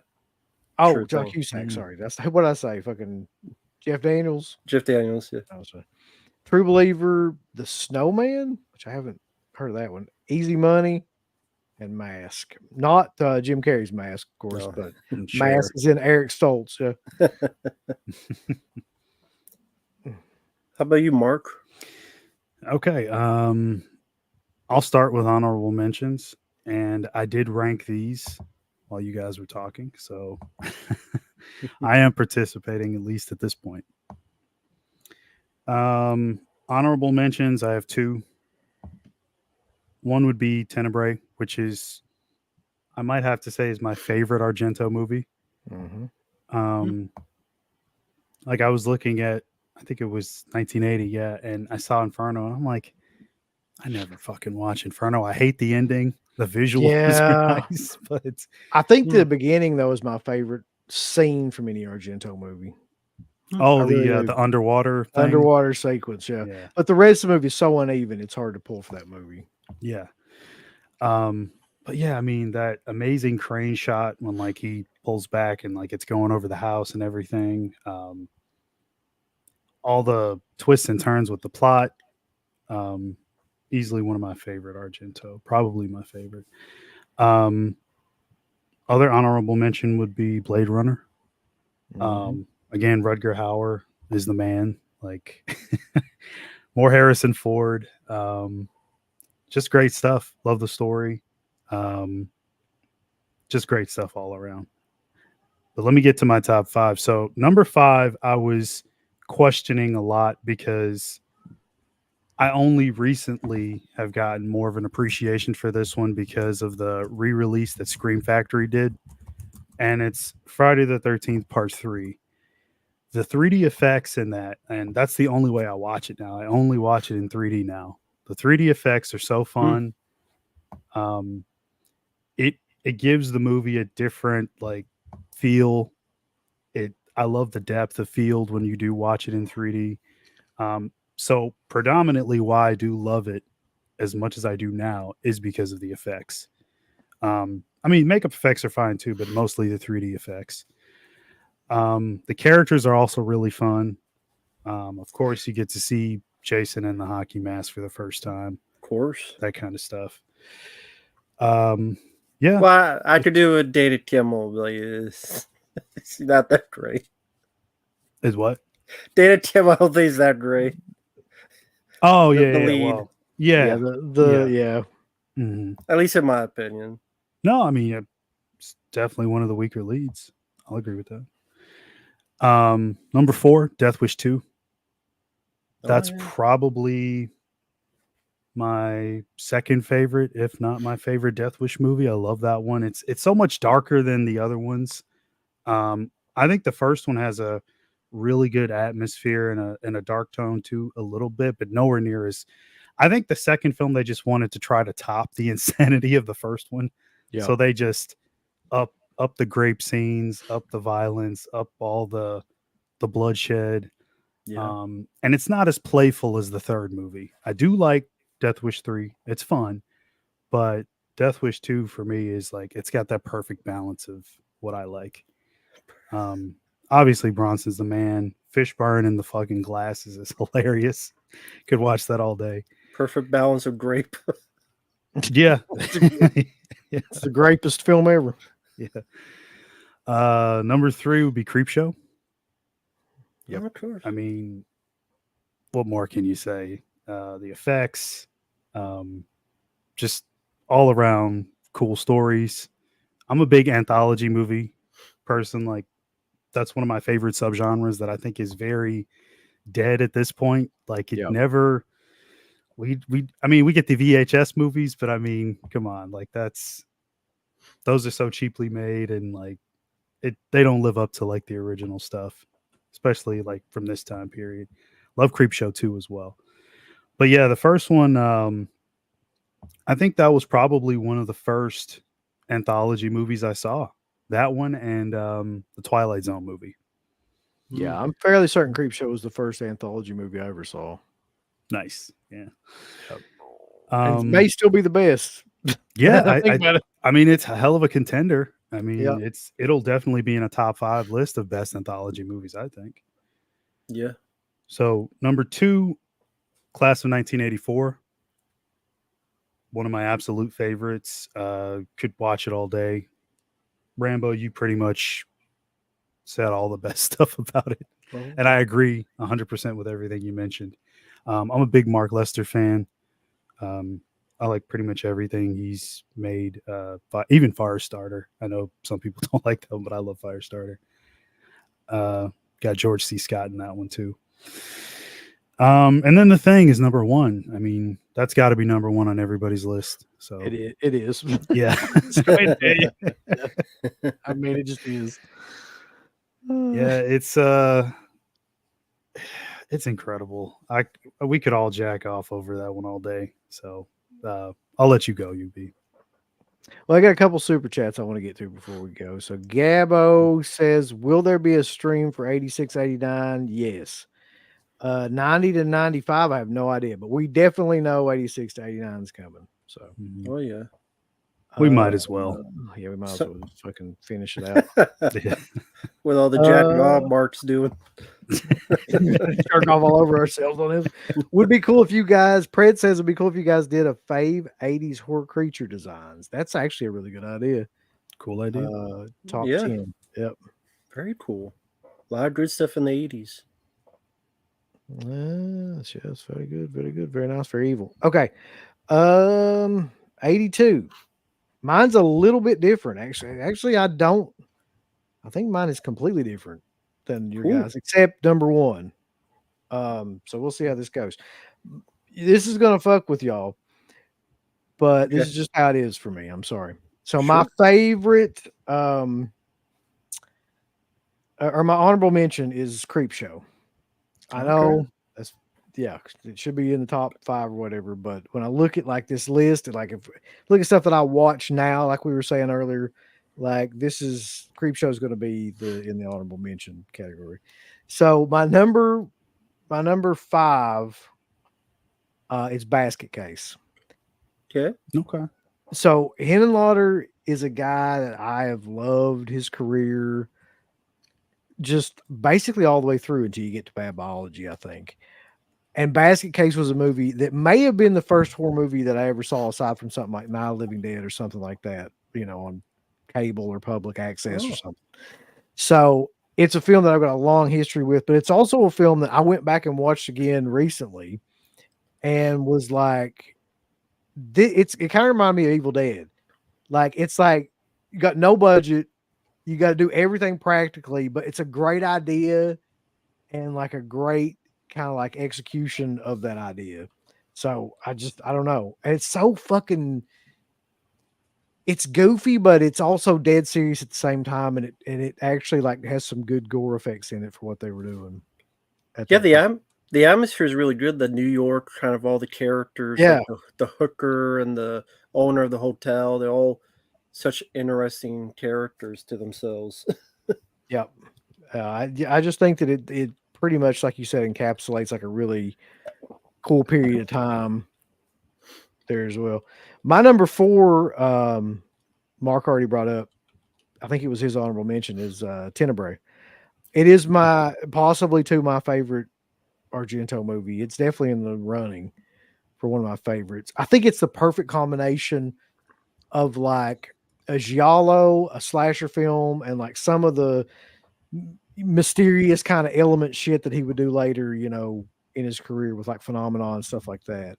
It's like a really good mix, all those things. Super bloody, super violent Mhm. film, but also a really good like mystery film as well. Yes. So and for a couple scenes in particular, I mean, there's just that it has classic like horror film scenes that people still reference to this day and still rip off to this day. With the chick that gets her arm cut off, the slash down the piece of clothing and it reveals her face and stuff like that. Yeah. Like it's just the camera work in that. Like Argento was never known for his scripts or his dialogue or anything like that, but it's his visual stuff. Like it's cinematography and everything like that that makes those movies. So yeah, Is that your favorite Argento? Would you say? That's hard for me to say. I was saying like, but it's like in my top. It's a contender for it. Like Okay. Deep Red might be my absolute favorite, but I go back and forth between like a bunch of his movies. Like is my favorite. So Yeah. Love Deep I don't Red. know. Yeah. Yeah. My number 3 is 48 Hours. Okay. Oh yeah. I think it's the best buddy cop movie ever made. I think it may have set the template for buddy cop movies, as a matter of fact, like that would go on, even though they're not cops. But I mean, for all intents and purposes, they kind of are in that movie. But it's like the movie that made Eddie Murphy. Like it's the movie that like put him on the map in terms of like people knowing who he was and things like that. Mhm. Okay, fuck it. 40 Hours is going on my list too. I forgot shit. about that. He's changing his fucking list. That's number 4. I was gonna Number say 4 like now. that's totally fine if anybody wants to I switch forgot. and put something on the list if they forgot a movie. That's cool too. 40 Yeah. Hours on my list. So Yeah. that's 4, Rocky 3, First Blood 2, Thing 1, 4. I agree with 40 Hours. Go on. I can't believe I forgot that shit. Gabo says do it better than Lethal Weapon and Rush Hour. 100% yes. I think it's better than both those movies. I love Lethal Weapon. I'm kind of on the fence. I'm okay with Rush Hour, but it's not 48. 48 Hours is almost like an exploitation film. Like it's so Especially with the dialogue. I can see that. Yeah. it's so un-PC and just fucking out there. Like for that, even for that time period, really, but especially for now. And the dynamic between Nick Nolte just being a super racist alcoholic cop and Yeah. Eddie Murphy like just being like a badass that just won't accept any of his shit, and like that fight sequence is great. The fight sequence that they have in that movie's up there with like the They Live fight sequence for me in terms of Yeah. like great, you know. How do you feel about the sequel though? I fucking hate that sequel, man. I'll be honest with you. Like, but the ending of it, I like. I like the ending of it for some reason. I like the reveal and all that too. But I just didn't because I just think it's because I like this movie so much and grew up with it as a kid and watched it a million times. And it's got Sunny Landham in it, man. I mean, what do you, you know? It's got fucking Yeah. Sunny. It's like one of the few movies that has Sunny Landham in it. It's so funny you mention him. A video popped up in my feed. It's like a Deadpit video from like 15 years ago where CK was jerking off to Sonny Landham versus Ass. Do you remember that? I do remember that. Yeah. Yeah. Sunny Landham versus Ass was a classic. James Remar, by the way, is amazing as the heel in that movie too. Dan's character name. Just the way that he delivers a lot of the dialogue in that movie, and just how he literally seems to come across as really crazy, is outstanding. I forget. There's a line of dialogue. You probably know this, Rima, where he's like, they say something to him like, I'll tell you what I think, or something like that. And he goes, I don't give a fuck what you think, or something like that. Yeah, exactly. Yeah. It's just the way that he delivers it too that's amazing. Or he's then like trying to sleep, and he's like, Chad, tell me a story. Fuck you. Well, that's one of my favorites. I love that movie. It's classic. And my number 2, and I can't believe, I don't think anybody's mentioned this yet. Or I don't think you guys either one mentioned, but Conan the Barbarian. Did anybody mention that yet? No, I love Conan. Yeah. That's my number 2. Change your fucking list, Matt. Come on. First Blood, Rocky 3 is staying on there. All Goddamn it. I'm a Stallone fan, so I gotta represent Sly. You got Arnold, All right. and Mark's So, got Tenebrae. so Conan the Barbarian, to me, has the greatest score that fits a movie ever. Like, whenever I hear that score, I want to sack a village. Like, that is the immediate like feeling that I have. It's the perfect fucking score like for that movie. It sets everything up for the action sequences. It's got some of the best action sequences too. And just the fact that they don't let Arnold talk in it, except a couple of lines that are now classic. But like the fact that he basically is just like an action star in it is what makes it like work too. And to be honest, somehow or another, James Earl Jones works as like the villain. He shouldn't. Like he shouldn't Mhm. work like in that get up with that hair and shit as like the lead villain against like Arnold, which is ridiculous when you look at the two of them. But like the fact he turns into a fucking python works. Yeah. And like Who could forget that scene? and the chick, like the whole side cast is great in it. Who's the Yeah. chick? Sandra, what was her name? Oh, I can't remember her actual name, but like she's great in it. And everybody in that movie is Bergman, Sandra Bergman. Yeah. Mm. So yeah, Sandal Bergman, Sandal. Oh, Sandal, yeah. Bergman. Yeah, whatever. Sandals. Sandals Bergman. But yeah, man, like it's just one of those movies where when I got the Arrow 4K and watched it again, I was like, this is like it's almost a perfect film. Like for that style of what they were going for, I don't think you'll ever see that really topped what they were doing. Yeah. And then of course my number 1 is The Thing. Like we all know this. Like Mhm. Of course. there can only be one. Only one. Yeah. But yeah, 1982 was a hell of a year. Oh yeah. First Blood, I love First Blood. I don't know why I didn't put that in there, but for some reason, I don't know.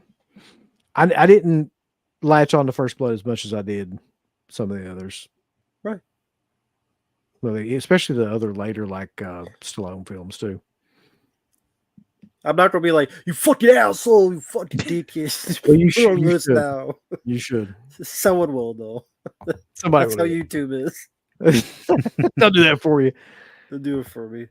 Jesus. Neopunk says 48 Hours, Rocky 3, Fast Times at Ridgemont High. I almost put that on there too. Me too. Blade Runner and The Road Warrior. Road Warrior is another one that I thought about. Yeah. Yeah.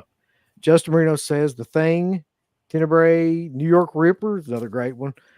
Creep Show and Pieces. I thought about Pieces too.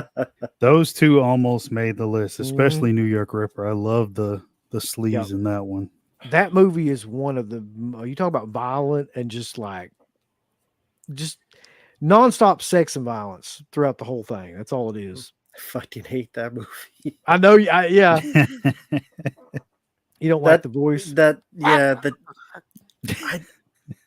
don't like Donald Duck. Did they ever explain why they chose that voice?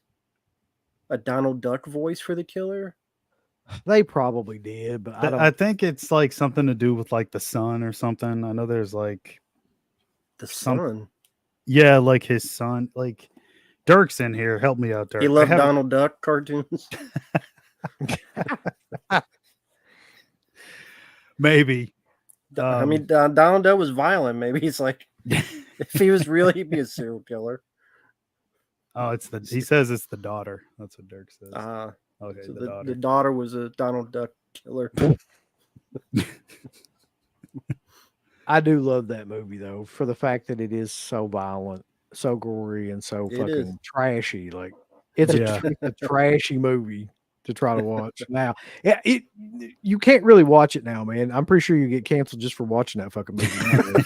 That was Dirk's number one. I don't know If you saw his if you turn that movie on right now, somebody will come to your house and just like throw you in jail. Yeah, you can only watch it under a blanket in your bed. That's a good first date movie.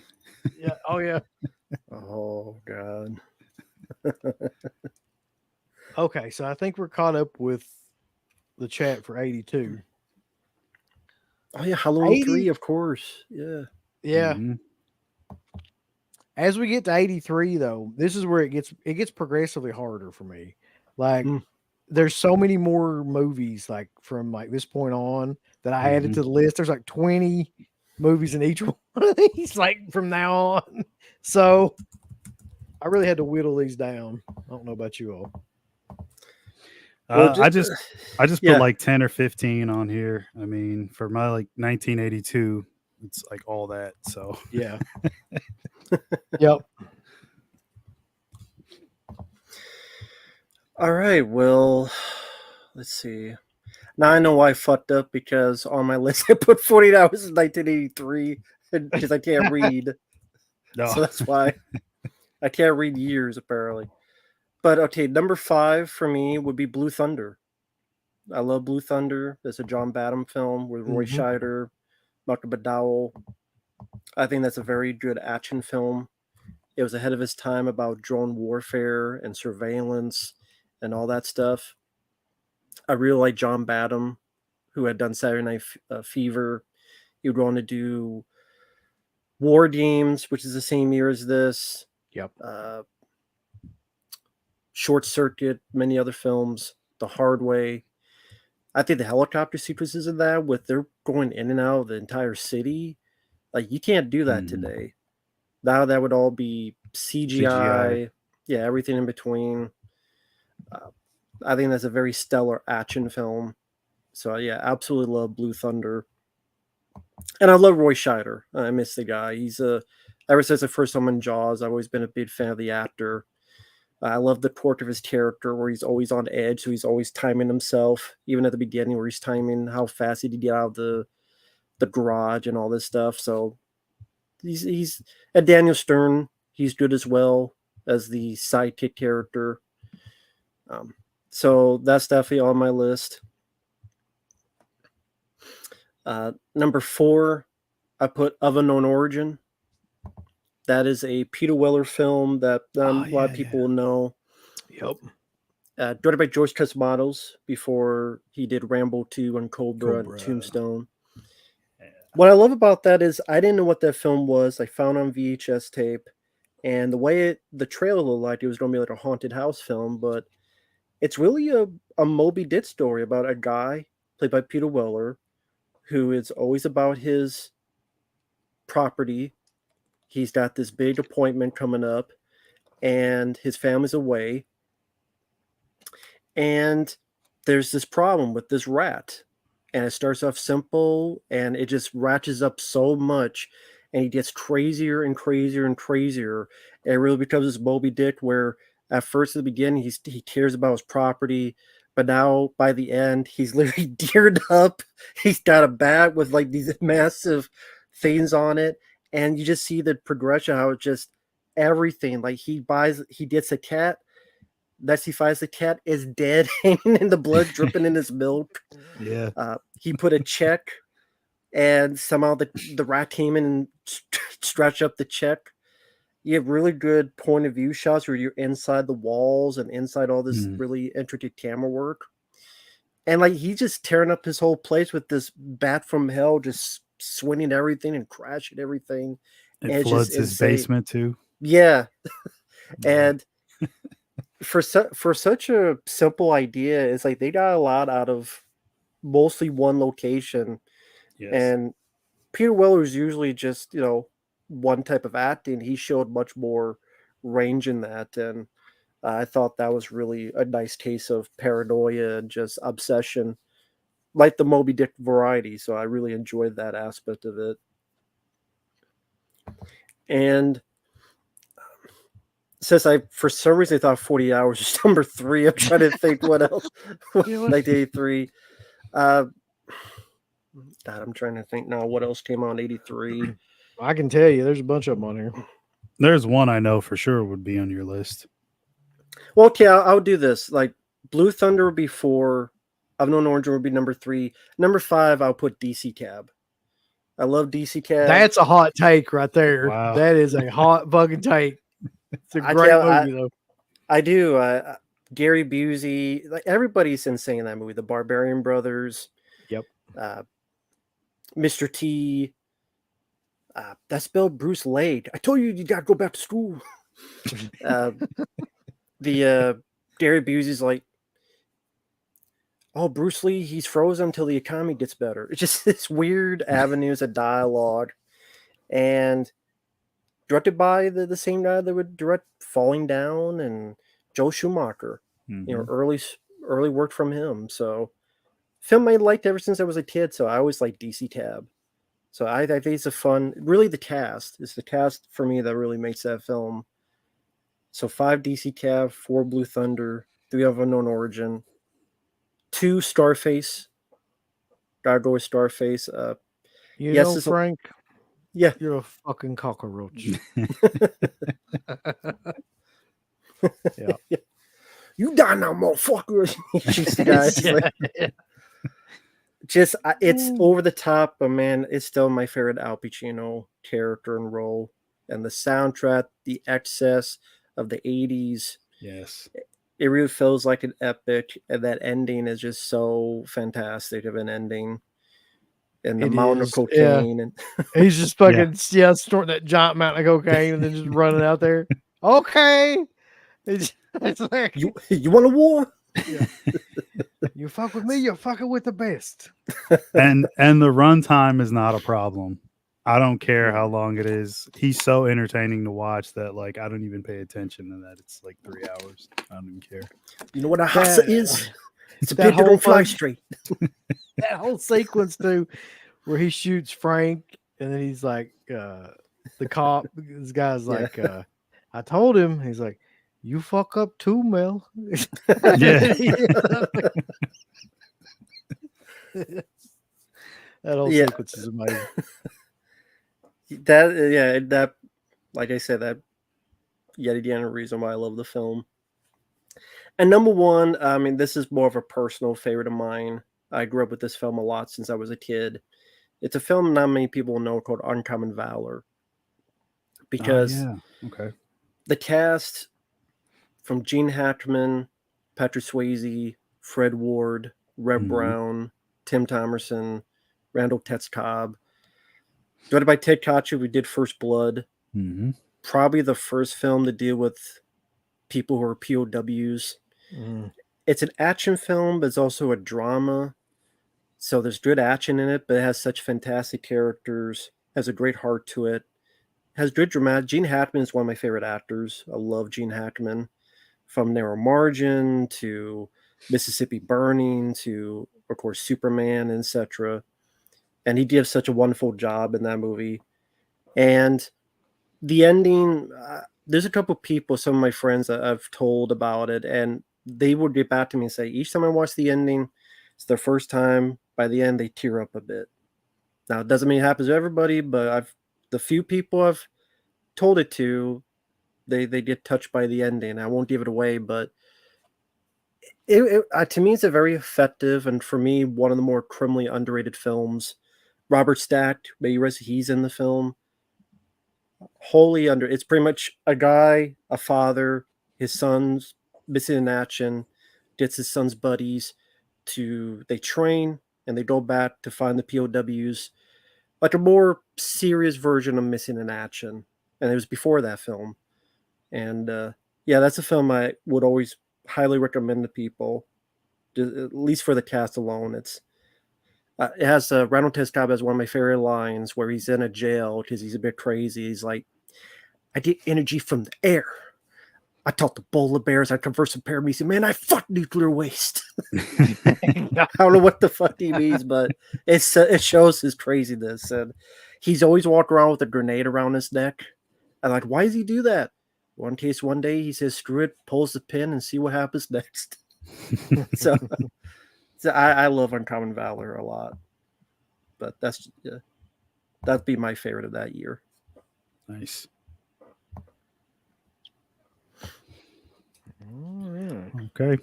Going to the chat first, or Yeah, I've got a bunch of them. I'm actually just starring the ones where they, okay. so I can easily try to get back to them. So we got Scarface, Return of the Jedi, The Outsiders, Risky Business, and Trading Places. And then we've got a bunch of other people on here too. Christine, Videodrome, Psycho 2, A Christmas Story. That's my top 5 right there. Get crazy. Christine, Psycho 2, DC Cab. There's a DC Cab mention. National Lampoon's Vacation. Return of the Jedi, Scarface, Octopussy, Sudden Impact. Oh, wow. Vacation. Christmas Story's honorable mention. Sleepaway Camp, Psycho 2, 3, National Lampoon's, Outsiders, The Dead Zone. Honorable mention, Christine. And then, there you go, Uncommon Valor, Scarface, Unknown Orchard. That's pretty close to yours, man. Very cool. All right. Yeah. Go ahead, Mark. Okay. Honorable mentions first. Dead Zone, which I really like, but I find myself not watching it as much as the other ones that are in the top 5. Christopher Walken, Martin Sheen, great performances by both of them. I like Cronenberg stuff quite a bit, and one of his movies is in my top 5, but that's probably one of my least watched ones. Other honorable mention, 10 to Midnight, because I love the Oh, music. yeah. And Andrew Stevens. Fucking Just- Andrew Stevens, yeah. And one of the only films that didn't have Shannon Tweed in it as well. was Right. Andrew Stevens. But he still plays like a damn near like a sex maniac. He's got that ridiculous sex toy Yeah. that Bronson just pulls out and flashes in front of all the other cops. I mean, every killer has like a gimmick, but he doesn't wear anything. He kills people in the nude. I mean, how can you not like that? So number 5 is Videodrome. Okay. I love James Woods. Easily one of my favorite actors ever. Always knows just how far to take it without going too far. This one, I think when I first saw it, I just wasn't sure what to make of it, which is probably the reaction most people have to it. But watching it again and again, I love the subtext. Cronenberg, man, I mean, he's got to be one of my favorite Canadian filmmakers. Truly a student of the art. I mean, shot very well. Love the effects. All around good stuff. But number 4, which I kind of wanted to move up, but I'm going to leave it at number 4, Psycho 2. Undoubtedly the best Psycho sequel. I think most people would agree with that. Adds a whole lot without adding too much, and it also has a great ending that could possibly even rival the original. Mm-hmm. I really like. You don't see it coming, that's for sure, when you first watch it. Yeah, first time I saw it, I was like, I'm not really sure what to make of what's going on here. Like, is this going the way I think it's going to go? And then it subverts expectations when you see like their whole plan and the scheme to sort of drive him nuts. And yeah, it's really, really well done. Definitely a worthy sequel. And Perkins is just fantastic. I think we can all agree with that too. Christine is number 3. First saw that one way back, like on VHS recording on TV. I'm not even sure if it had like all the scenes in it, but it always stuck with me. And man, it's probably still to this day why I'm a huge Carpenter fan. I love the music. It's something about like directors that like write their own movies, score their own movies, and like it's so much more of them in it. You know what I mean? Versus like just another guy coming in and directing a script from a stack of screenplays that he just picks out. Stockwell's great. Gordon's great. I love the characters.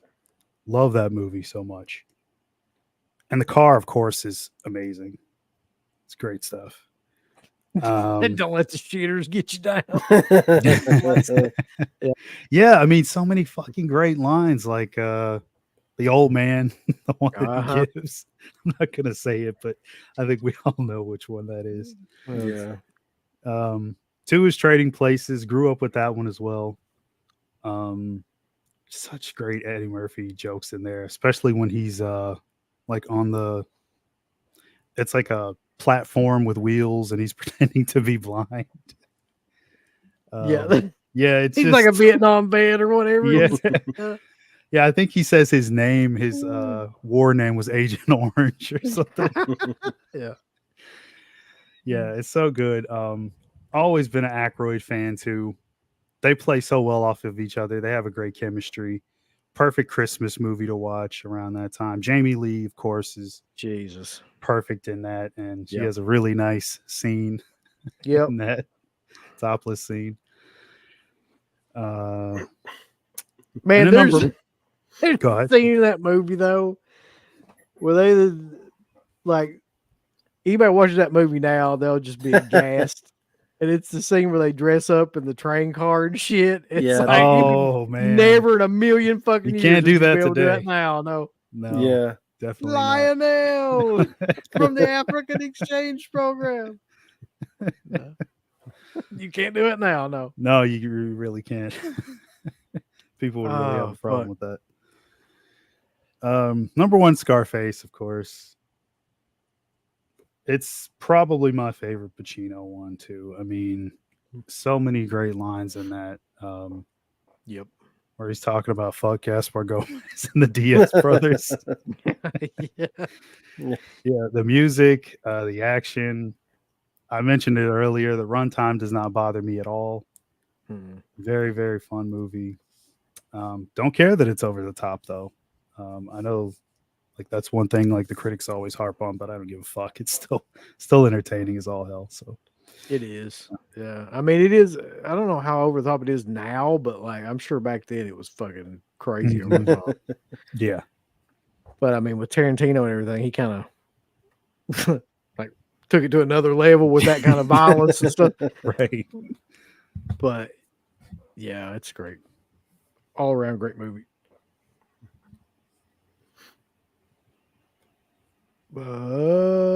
Okay, I guess I'll go ahead and do mine. Honorable mention. I will give to. God, there's so many I could give honorable mention to. It's fucking ridiculous. Angel. Yeah, Angel, that would be great. I'm actually gonna say The Big Chill. All right, because that's one that's not been mentioned. That's a fucking hell of a cast, and I know it's not popular probably to like that movie now because it's basically just a drama. But I love that movie, even from the time when I was like a teenager. I love that movie because it's just an incredibly well acted fucking movie. It has a great soundtrack. Speaking of soundtracks, like it was kind of the movie that brought up that idea of doing like old 50s and 60s songs as like your soundtrack. You know, where that became like a new thing to do was play like older songs, you know, in newer movies. And it's not popular to like that movie. I didn't think so. I mean, maybe not in like the exploitation / horror film circles, because like I said, it's just a drama, really. I thought it was great. Still think it's great. My number 5 would be The Dead Zone, though. I think that out of all of Cronenberg's films, that might be the most like easily accessible of his films, and like I think Martin Sheen's performance in that movie pretty much seals it for a while. Like I would pick that movie and put it in the top 5 because he plays like the perfect politician asshole, you know, two-faced guy Yeah. that I've ever seen in a film, and the ending is perfect. Like there couldn't be a more perfect ending to a movie, in my opinion, in the way that movie ends. Like it doesn't end well, but it does. Like everybody kind of gets what they want, but in the weirdest fucking way possible. Like not in the way that you think would be Mhm. would be how that would happen. But yeah. It all kind of works out, but it's you think it's going to work out one way, and then it takes you like in a completely different direction. And plus everything in the middle of the film is, and it's one of the only movies where Christopher Walken is not fucking being Christopher Walken. He's not walking it up. He's just like straight playing like a role. He's a great actor, man. That's the sad part about Christopher Walken, is that he kind of got caught up in all that weirdness that became, him at that time. But Mhm. like, you got to Yeah. remember, this is the same guy that was in like The Deer Hunter and this movie. I mean, he's an exceptional actor when he's not being hammy and stuff, like just being straight. Um, so that's my number 5. Uh, my number 4 is War Games. I love Okay. that movie.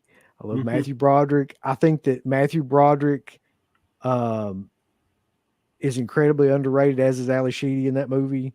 Like together, like they're really, really likable, and they make a really, really good couple in that movie. And the idea behind the movie is fucking amazing too, which is just like the idea of the movie is basically at the end, kid's really into games.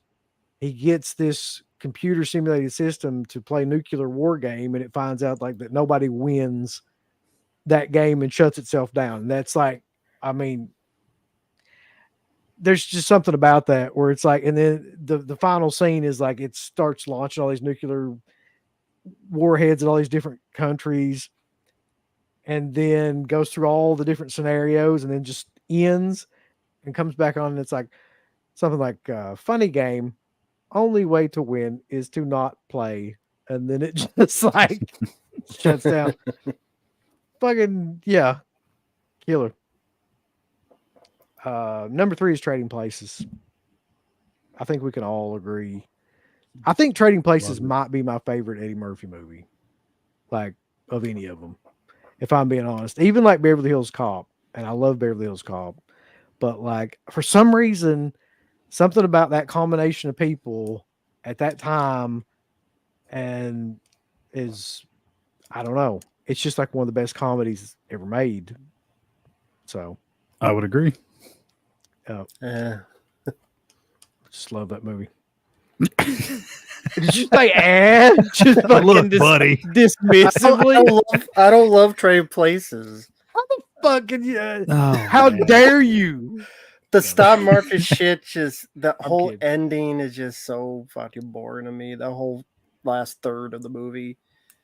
I liked Eddie Murphy, but all that stock market shit, I didn't like the plot, the story. Mhm. I just did different rat's ass compared to like 48 Hours and Beverly Hills Cop and stuff. It's just not a bad movie, but I don't love the movie. Just not for me. I've just got one thing to say to you right now, Matt. Beef jerky time. You want some beef jerky? There's plenty, Yeah, who was the in the train car? Gleason. Yeah. Just man, he was so good at Yep. Same dude from the Breakfast Club? Breakfast Club. Yeah. Yeah. He's like, when he finds out, he's like, no more Swedish meatballs, no more goddamn beef jerky beef. Yeah. Oh man. I could go on about that movie forever. Number 2 is Videodrome. It's my There's 2 fucking Cronenberg movies on this list. I just now thought about that. I didn't even really even recognize that. But Videodrome,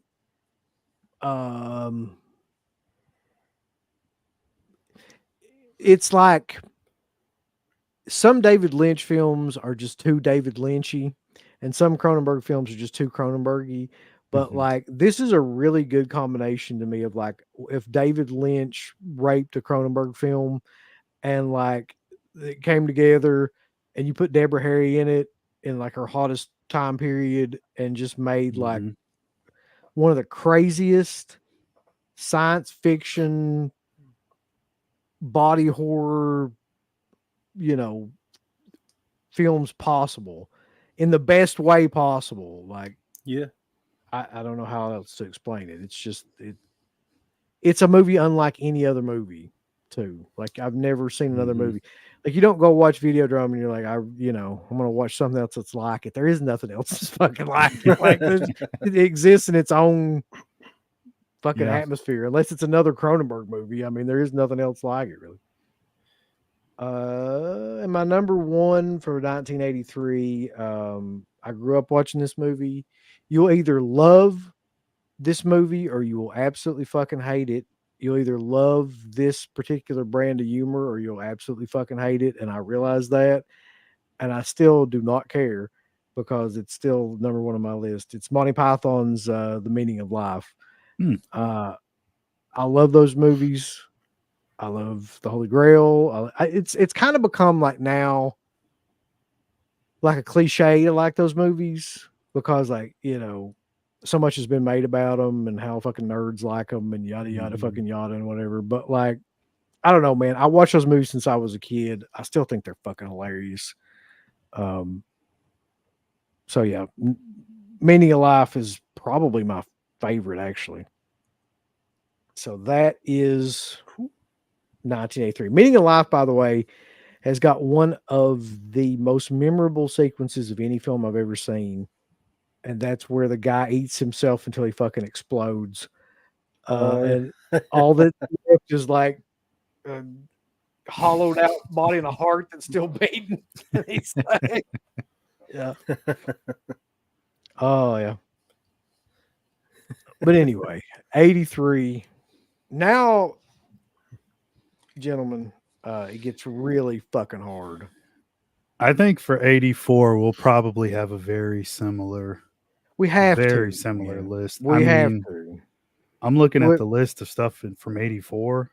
Like, there's no way that damn near all of these. There might be one or two differences, but I think we'll see. I don't know. Rambo, you kind of surprised me with Trading Places. I don't know. I just something about that movie. I like Dan Aykroyd, but he annoys the piss out of me in that movie. I don't know why. And I love Eddie Murphy. I had nothing wrong with him, but the stock market just makes my brain freeze. I don't know what it's just. I can understand that. I will tell you guys, like, right now too, that like two of the greatest years for movies were 1984 and 1985.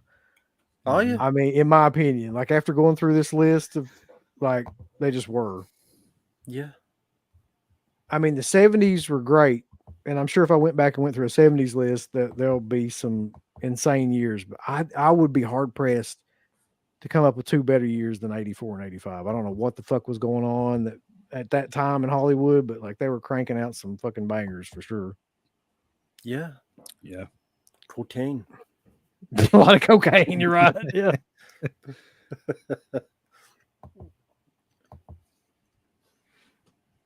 So did you want to look at the chat, or I just go to the list? Well, they're all posting 84 stuff at this point, so I would just go ahead. Yeah. So 1984, my number 5 would be, again, I enjoy this franchise, Indiana Jones Temple of Doom. I love the darker quality of the film in terms of the cult, and didn't expect this kind of film to have people's hearts being ripped out and things of that nature. Shim shim shabah, shim shim shabah, shim shim shabah. Yeah. Making sequences amazing. I love Short Round Ki Hoi Kwan. Congrats on him winning an Oscar. He was also in the Goonies after this. Harrison Ford, once again, doing a great job. I don't mind Kate Capshaw, but I can perfectly understand why people would be annoyed by her. I'm very, very annoyed by her. How you feel about Dan Aykroyd at Trading Places? That's how I feel about her.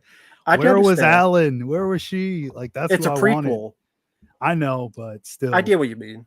Yeah. I don't know why they made it prequel. It just seemed random. I get very. what you mean, though. I can understand. But I just like the way it's directed. The beginning with the whole showmanship, anything goes, to the big gone, big set pieces, the mine chase sequence. I love the cult aspect. I know Spielberg hates that now because he's a pansy, but Yeah, to say the least. Yeah. Yep. but I thought that was a good direction. It was different. It didn't feel like a copy, and it made the villains more threatening. And I think it worked. I know I don't think the film is racist. People say that now. It's fucking. I think that's stupid.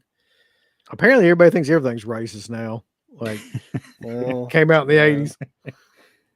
But yeah, I love Temple of Doom. Number 4, The Terminator. Have to put the course. Terminator on there. My favorite of that franchise. I love that it's like a horror film. I love that it's like a slasher film. Yep. Michael Biehn, Linda Hamilton, the score. A lot of that works for how dark and gritty the feel of it is. And yeah, it's a great horror film. It's an action film, but it's also a really good horror film. And I think James Cameron, I mean, he did Piranha 2, but I will still call Terminator his first movie in a way. Yeah. And as much as I crap on James Cameron now, yeah, a lot of wonderful talent back then. That's the truth. 84 to 94. Rest in peace, James Cameron. Yep. That's his career. I mean, he's dead now. So yeah, number 3, Beverly Hills Cop. Very hilarious film. Of course, originally it was supposed to be a Stallone film, which would later be Cobra. But I thought this worked out for the best. Really, it showed Eddie Murphy to hold a film on his own. There's other films he had done with either a Dan Aykroyd or a Nick Nolte. But those films brought him on the map. Beverly Hills Cop made him a star. And just the way he worked with the characters, the way he was with his wisecracks. So much worked in that movie, Beverly Hills Cop. And I mean, one more could be said about the first Beverly Hills Cop that has been said before. The great soundtrack, to be a smartass, it just works well. I mean, number 2 will be a curveball, but this is again a childhood favorite of mine. Runaway. Childhood favorite of mine is Runaway. That's one of my honorable mentions. Talking about the Selleck and Gene Simmons Runaway. Yeah. That's a classic. Yeah. Is that like this fucking moron? What a class. No, I'm being dead serious. I'm That's just, fucking classic. I'm just fucking with you. I'm just having fun. Fucking stupid ass. No, I'm being serious. No, I love that movie. I'm just having fun. It's folks, it's YouTube. Just have fun. Don't be so fucking serious for all the people out there. Yeah, Runaway, Michael Crichton, may he rest in peace. He directed that. And I'm a big Tom Selleck fan. I love the character aspects of that character, him being afraid of heights, how that's employed in the third act. Gene Simmons, for a guy that's a rock star, I thought he made a really good villain. Very sinister. He had the right look. I love Luther. And just all the little stuff they have. That's very ahead of its time. Drones. Like there's a drone that goes into the room when there's a hostage. That's 84. Very ahead of its time. All the stuff with computers and what they do with that stuff. Very ahead of its time. And I love that. Yes, it looks antiquated, but that's how it would be in real life. Like it's not going to look like iRobot. Like if they make these type of things to go in your home, it could be a rough and tumble way like in that film where it's going to be looking like rough and tumble. It's not going to look so sleek and gloss like $100 million movie. It's going to be all these nuts and bolts put together to be in your homes. And I like that aspect of it. I love the spiders that shoot acid. It just the bullets that go around corners. There's a lot of cool aspects of that film that I think makes it a very fun movie. And that's a childhood favorite of mine. Jerry Goldsmith doing the music. And then number one, I put Ghostbusters. I love the first Ghostbusters. Fuck the new ones. They can kiss my ass. You didn't like that? You don't like woke busters? Yeah. No, or Afterlife with the dead Harold Ramis they dug up. You didn't like those Uses- tiny little marshmallows in the grocery store coming after him? If I eat them, maybe. That'd be killer. They just ate him, killed him. But I mean, Ghostbusters, what can I say? So many great lines. Are you menstruating right now? What's that guy doing? Back off, man. I'm a scientist. Yeah. Yeah. No, the line at the end though. You know which one I'm talking about with Bill Murray. No, Go ahead. if the yeah.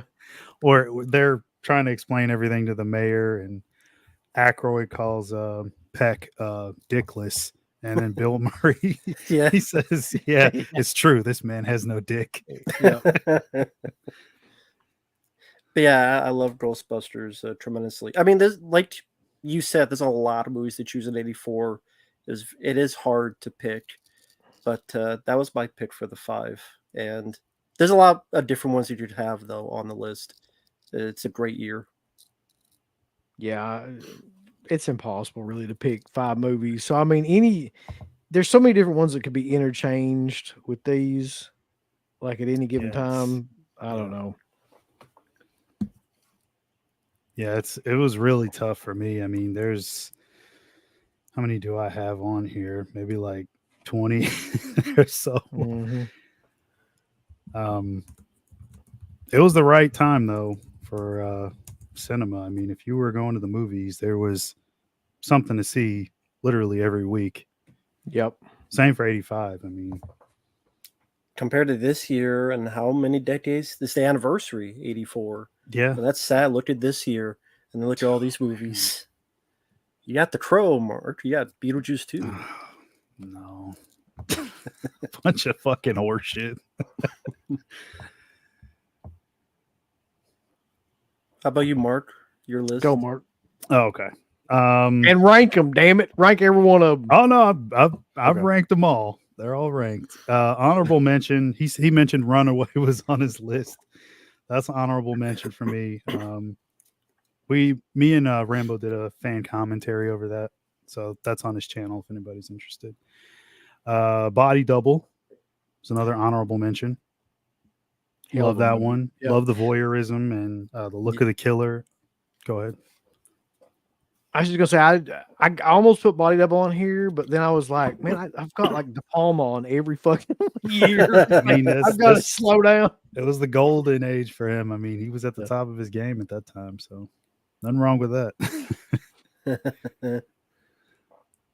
Number 5, though, to officially start the list would be Savage Streets. I mean, Yeah. Listen, it doesn't get much better than Savage Streets, man. yes, You talk about a soundtrack. That's a Oh, hell of a yeah. soundtrack right there. one of my favorite 80s soundtracks. Like I mean, from start to finish, you don't need to skip any tracks on that. It's just absolutely amazing. Incredible one-liners. Go Yep. fucking iceberg, obviously, from John Vernon. So fucking killer. And I'm a big fan of like I consider this more so a crime / exploitation movie, but I love gangs and crime movies. Like it's also a big part of why I love Class of 1984 so much. Like you just got a bunch of guys going around doing a bunch of crazy shit that they shouldn't be doing. Yep. And they all have these outrageous personalities, and then you put them all together, it's just nothing but good times on screen. And Linda Blair, I mean, at that time, Mhm. I don't need to say anything. Linda Blair in a bathtub. Yeah. That's right. That's right. Number 4 would be Friday 4, one of my favorite sequels. Mhm. Feldman, before he became adult Feldman and pissed everybody off. The twins, Crispin Glover, definitely the kills, Ted White. Just, I love it. But everybody knows Friday 4. I don't need to get into that one too much. Nightmare on Elm Street, of course, is my number 3. That's one of the few. See, I saw the franchise in order. So at that time, I'm not even sure what year it was, but by the time I did see the first one, I was actually scared of Freddy. I was still pretty young though. Actually did give me nightmares. Um, Growing up and having met him and had conversations with him, it's all still somewhat surreal. And I don't really even get that way around like actors that I meet at cons and stuff. But I mean, Robert Englund's going to be on the Mount Rushmore for horror guys in horror. I mean, that's just, Yeah. but Charles Bernstein's score is fantastic. Love that. Of course, Craven is a legend in the genre. Love all his stuff. Love his style. And Johnny Depp turns in somewhat of an interesting debut performance, if you could call it that. But I'll go on to my number 2, Ghostbusters, which you talked about, is, of course, epic in every way possible. Love the entire cast. Such a fun movie. Saw that one as a kid. I love Ghostbusters 2 as well a lot. The first 2 were it for me. That's all I'll ever need. And that video game that they did in 2009, which to me is the only real part 3, if you want to consider it that. But number 1's Terminator. No, God, no. Definitely not. Number 1's Terminator for all the reasons you mentioned as well. 45 long slide. You ready? So here it goes. He goes 12 gauge auto loader, 45 long slide with the laser sighting, Uzi 9mm. Then he goes phase plasma rifle in the 40-watt range. And he goes, only just what you see, pal. Oh, it's so damn good, man. Love 1984. It's, man, this year in 85, I'm telling you, so tough. Like, you got other really cool stuff. Streets of Fire, Blood Simple. So many good movies. This was really tough to do, man. It's endless, man, the list. Yeah. Yeah, but I mean, those 5 are the ones I'd say I watched the most from that year for sure, like, without a doubt. Yeah. So the films of 1984 is incredibly difficult, man. 84 and 85 are like, trying to put together this list was almost impossible to narrow it down to 5. So my honorable mention then for 1984 will be Turn Around. Well, what you see?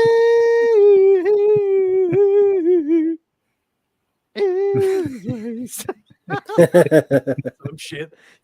Yeah, The Never Ending Story would be my honorable mention for 1984. I mean, I've got like 12 movies I could put as an honorable mention, man. I don't even have Ghostbusters. I don't have Ghostbusters in my top 5. If that tells you anything. Some shit's just got to go because like some of these films I just watch. Yeah. I don't have Nightmare on Elm Street in my top 5. I don't, to be perfectly honest with you, like, of all the franchise movies, like, you know, Halloween, of all the first movies in the franchise, like Halloween, Friday, like Nightmare on Elm Street's great. I just never go back and watch it. I just don't.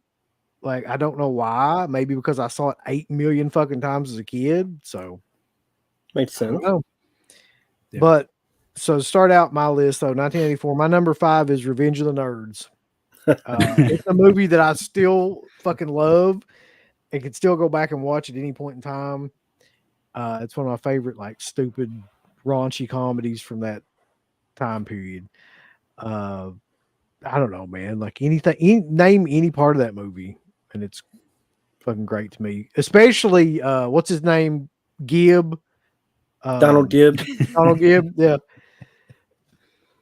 It's the whole movie, man. Is just ogre, yeah. What about the scene that now the movie's trying to get canceled for, where the guy's got the gas mask? Oh yeah, I mean, there's always some shit they're going to cancel somebody for, yeah. Drugged in. There's a story about that too that I heard where they actually they actually did something, which is fucking crazy to me. I Like don't know that about that. actress and Carradine like actually like screwed around. Like, which when I heard that story, I was like, there ain't no way. But apparently, like, there's some truth to that. So I don't know. Hmm. I always thought that movie was a great ensemble cast of like comedic actors and just it had everything. And the final sequence with the Olympic shit where they're all like those stupid games, they're drinking beers and shit, like fucking like the belching contest is amazing. It's a fun film. It's a great film. Yes. Somebody mentioned this in the chat that none of us would mention this movie, but they don't know me very well apparently because I am both into heavy metal and have played in bands, and so like anybody that has done those two things must include this movie in their top 5, and I think that it's one of the greatest almost documentaries of the time period of music, and that is This Is Spinal Tap. Mhm. So that's my number 4. I mean, man, everybody always talks about, this one goes to 11. There's literally 50 fucking quotable moments in that film. There's the scene where he's playing the piano and he goes, "This is nice. What's this?" And he goes, "I call this one Lick My Love Pump." and then there's the scenes where they're talking about all the drummers that died like garden accidents and like all this other shit too. Like, yeah, you can't dust for vomit. Like, there's so many fucking great quotes in that movie. Anyway, This Is Spinal Tap. I'm sure everybody's seen that. Number 3, it just has to be this, man. It has to be. It just has to be. I'm sorry. The Karate Kid. Like, Of course. wore that fucking movie out.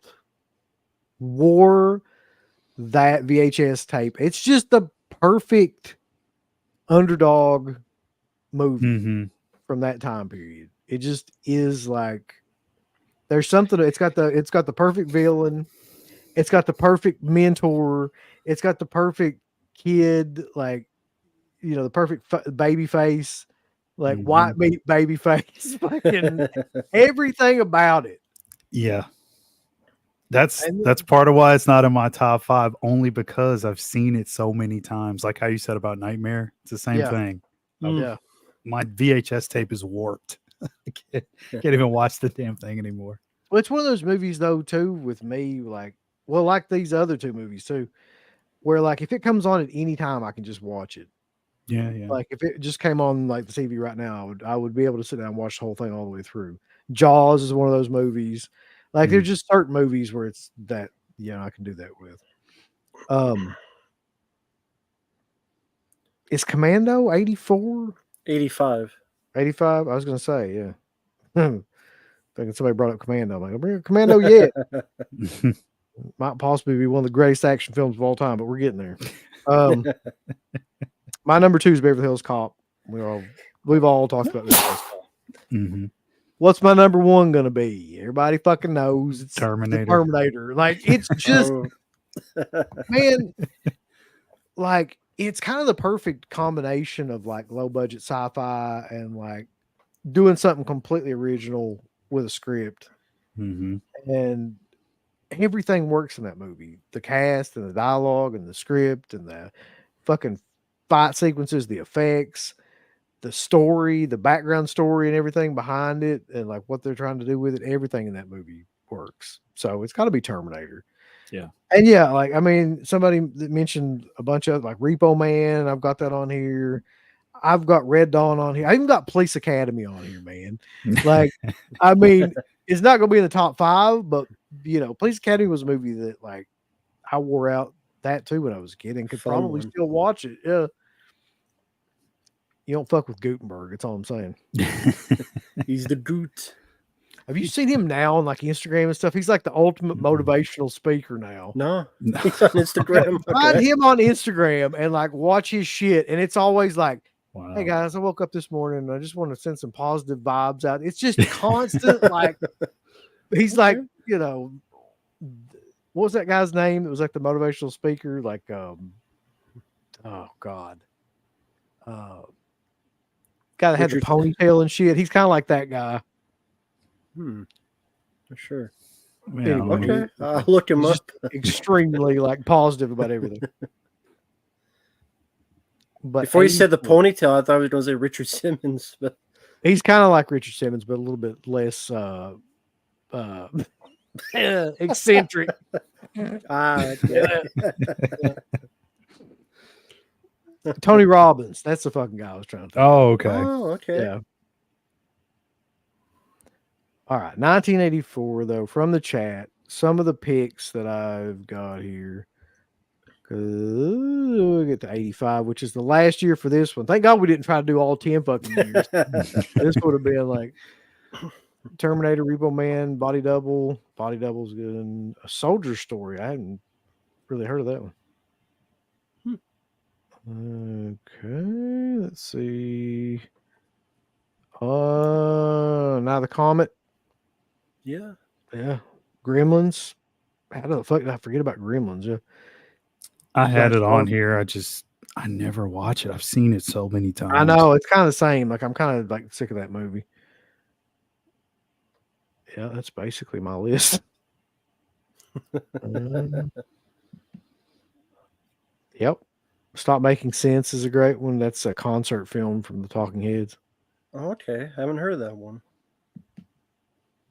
Uh, Now the Comet's a good one. My comment keeps coming up.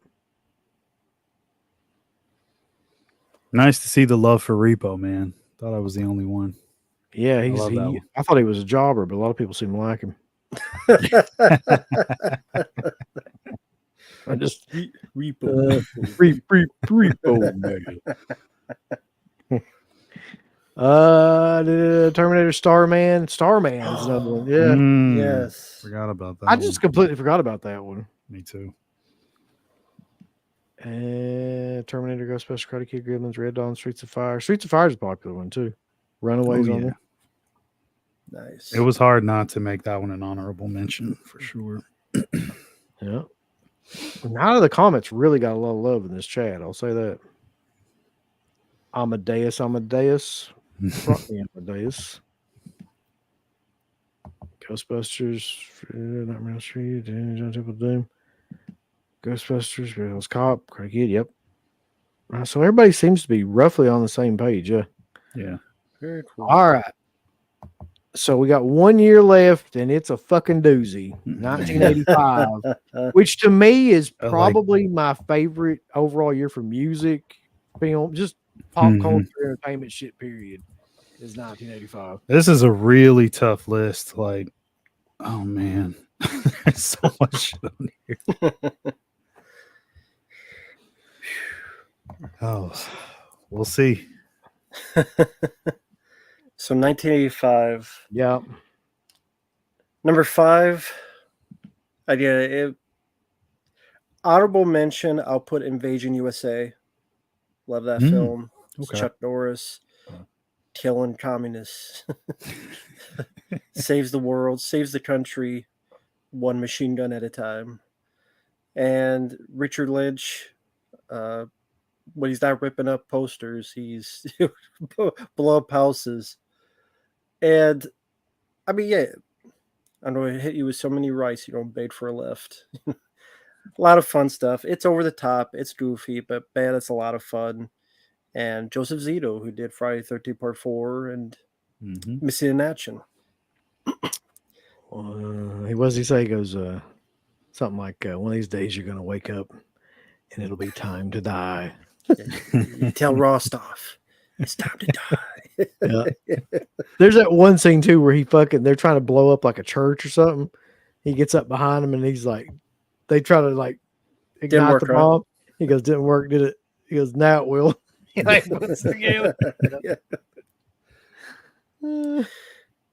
So I had to put that as honorable mention, but number 5, I'm going to put Death Wish 3. I love that film, how insane it is. Like you said, it is more playful, but just from stuff like the bash of the... What's that? It's teeth. Him getting that old machine gun, I forget what it's called, that he barely carries, like blowed up the whole neighborhood. Half of New York city block gets blown up. The final shot with the guy at the end, the bazooka. Yep. Gotta love that. Yeah. Just like Invasion USA, they both end with a bazooka to the face. Mhm. That's the 80s. I think it's my favorite Death Wish movie. It's the one I grew up with, and it's also just insane. Yeah. And so Yeah, I love the Will D. Magnum. And my favorite Charles Bronson film. It's very straightforward. I like the guy who plays the villain. And like I said, it's like Death Wish meets like an 80s beat 'em up video game. Because a lot of those bad guys are like straight out of like a Double Dragon Final Fight type of game. Mhm. And he shoots them all. Number 4, Fright Night. yep. That was almost my number 1. It's my number 2. I love Fright Night. Yeah, I adore. I love Roddy McDowell. I love the Mhm. concept. Yeah, it's funny, but at the same time, it's got some really good creature effects. I say Roddy McDowell is the MVP for me. I love his character. I like the lead guys: William Radsdale, Evil Ed, Stephen Mhm. Jeffries. So much of that just works. Just easily one of my favorite vampire films. Couldn't get enough of rewatching Fright Night. Just love the score. Brad Fiedel did the Terminator. A lot of that just works even to this day. And Mhm. unlike the remake, which that's another thing. That didn't happen. Yeah, there you go. fucking Colin Farrell or what? Yeah, you want some Brewsties, bro? Here's some Brewsties, bro. A horrible fucking movie that was.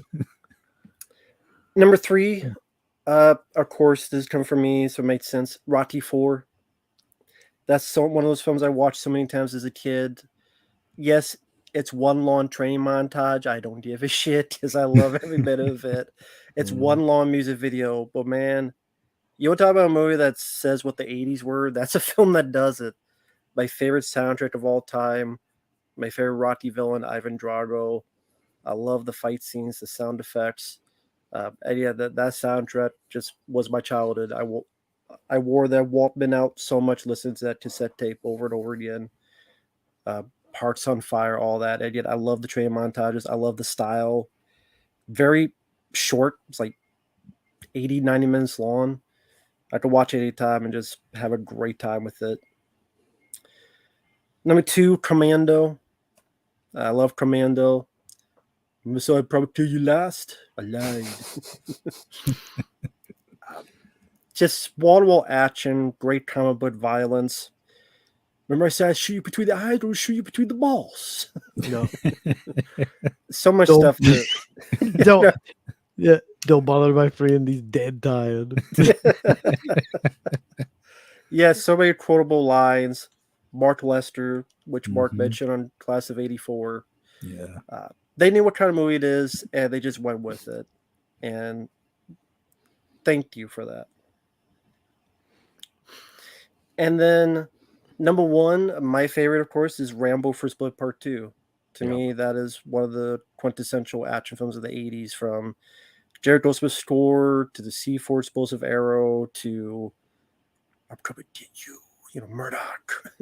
Just the helicopter finale. Just I could watch that film anytime. For me, it's one of the ultimate comic book movies. When I was a kid, still is to this day. So that's one of those films that got me into movies really as a kid, of that escapism, fun, and entertainment. So Mhm. Rambo 2 is one of my all-time favorites, and great year. I mean, Rambo 2, Commando, Invasion USA, Death Wish. For a fan of action films like me, it's a hell of a year. So plus you had American Ninja, you had a lot of other stuff there. So yeah, Rambo 2 is my favorite of '85. Nice. It may be the best year for action films. Like, I don't know. There's so many that year, man. Like, so many that came out. Yeah, I mean, that was probably, hell, 85, 86, hell, even 87. I mean, and then the 90s just took it even further with so many incredible action movies in the 90s. That's going to be a really difficult decade to do. I know for me. Probably for you too, Rambo. Yeah. Buddy, you shut the fuck up. Come in here and start. Just be glad we didn't try to do all the 80s. That was the original idea. Yeah. Yeah. Damn, that would have been tough. All right, Mark, go for it. Oh man, this is so tough. Because like I mean, live and die in LA. I love it, but how often do I watch that? Nowhere near as much as these other ones. Honorable mentions, I'll just get these out of the way. First Blood Part 2, which you mentioned, Rambo. And Demons. Yeah. Love it. Yeah. Everything from them doing the cocaine and the actual Coca-Cola cup with the straw to the effects and the music is fucking fantastic. So love those. Number 5. I'm looking at it and I probably should have. I want to change it up last minute, but I won't. I'll just leave it. Nobody will ever know. Friday 5, actually. Hell is my yeah, number you gotta 5. have Friday 5 on there. Come on. I'll be honest, I did not like it as much as I do now back then. I think avoiding it for a little while in my younger years and then going back to it once I got a bit older, like my later teens, I saw all the pure comedy gold that's on display, from everything Ethel says to Every fucking line she has in that movie is pure gold, man. Yes. Who the fuck are you? What the fuck do you want? And I've seen it so many times, like I could still keep watching it. Like that's one of the few ones that like I can't ever get tired of. For some reason, I could watch it a million times over. Yeah. Number 4. I'm surprised I only got one John Hughes movie on here. Would have been Breakfast Club, but I went for Weird Science just because I watched that one. I mean, Kelly is fucking the epitome of hot in that. I mean, that's my whole childhood right there, wrapped up in one. I mean, who didn't want to make a chick as hot as her when you were like in your preteen years? So, Bill Paxton in that movie. Yes, I was gonna say that. Bill Paxton. He probably makes the movie for me. I mean, if he wasn't in it, I might not even watch it as much as I do, even though I still really enjoy the plot. And I think Anthony Michael Hall does a solid job.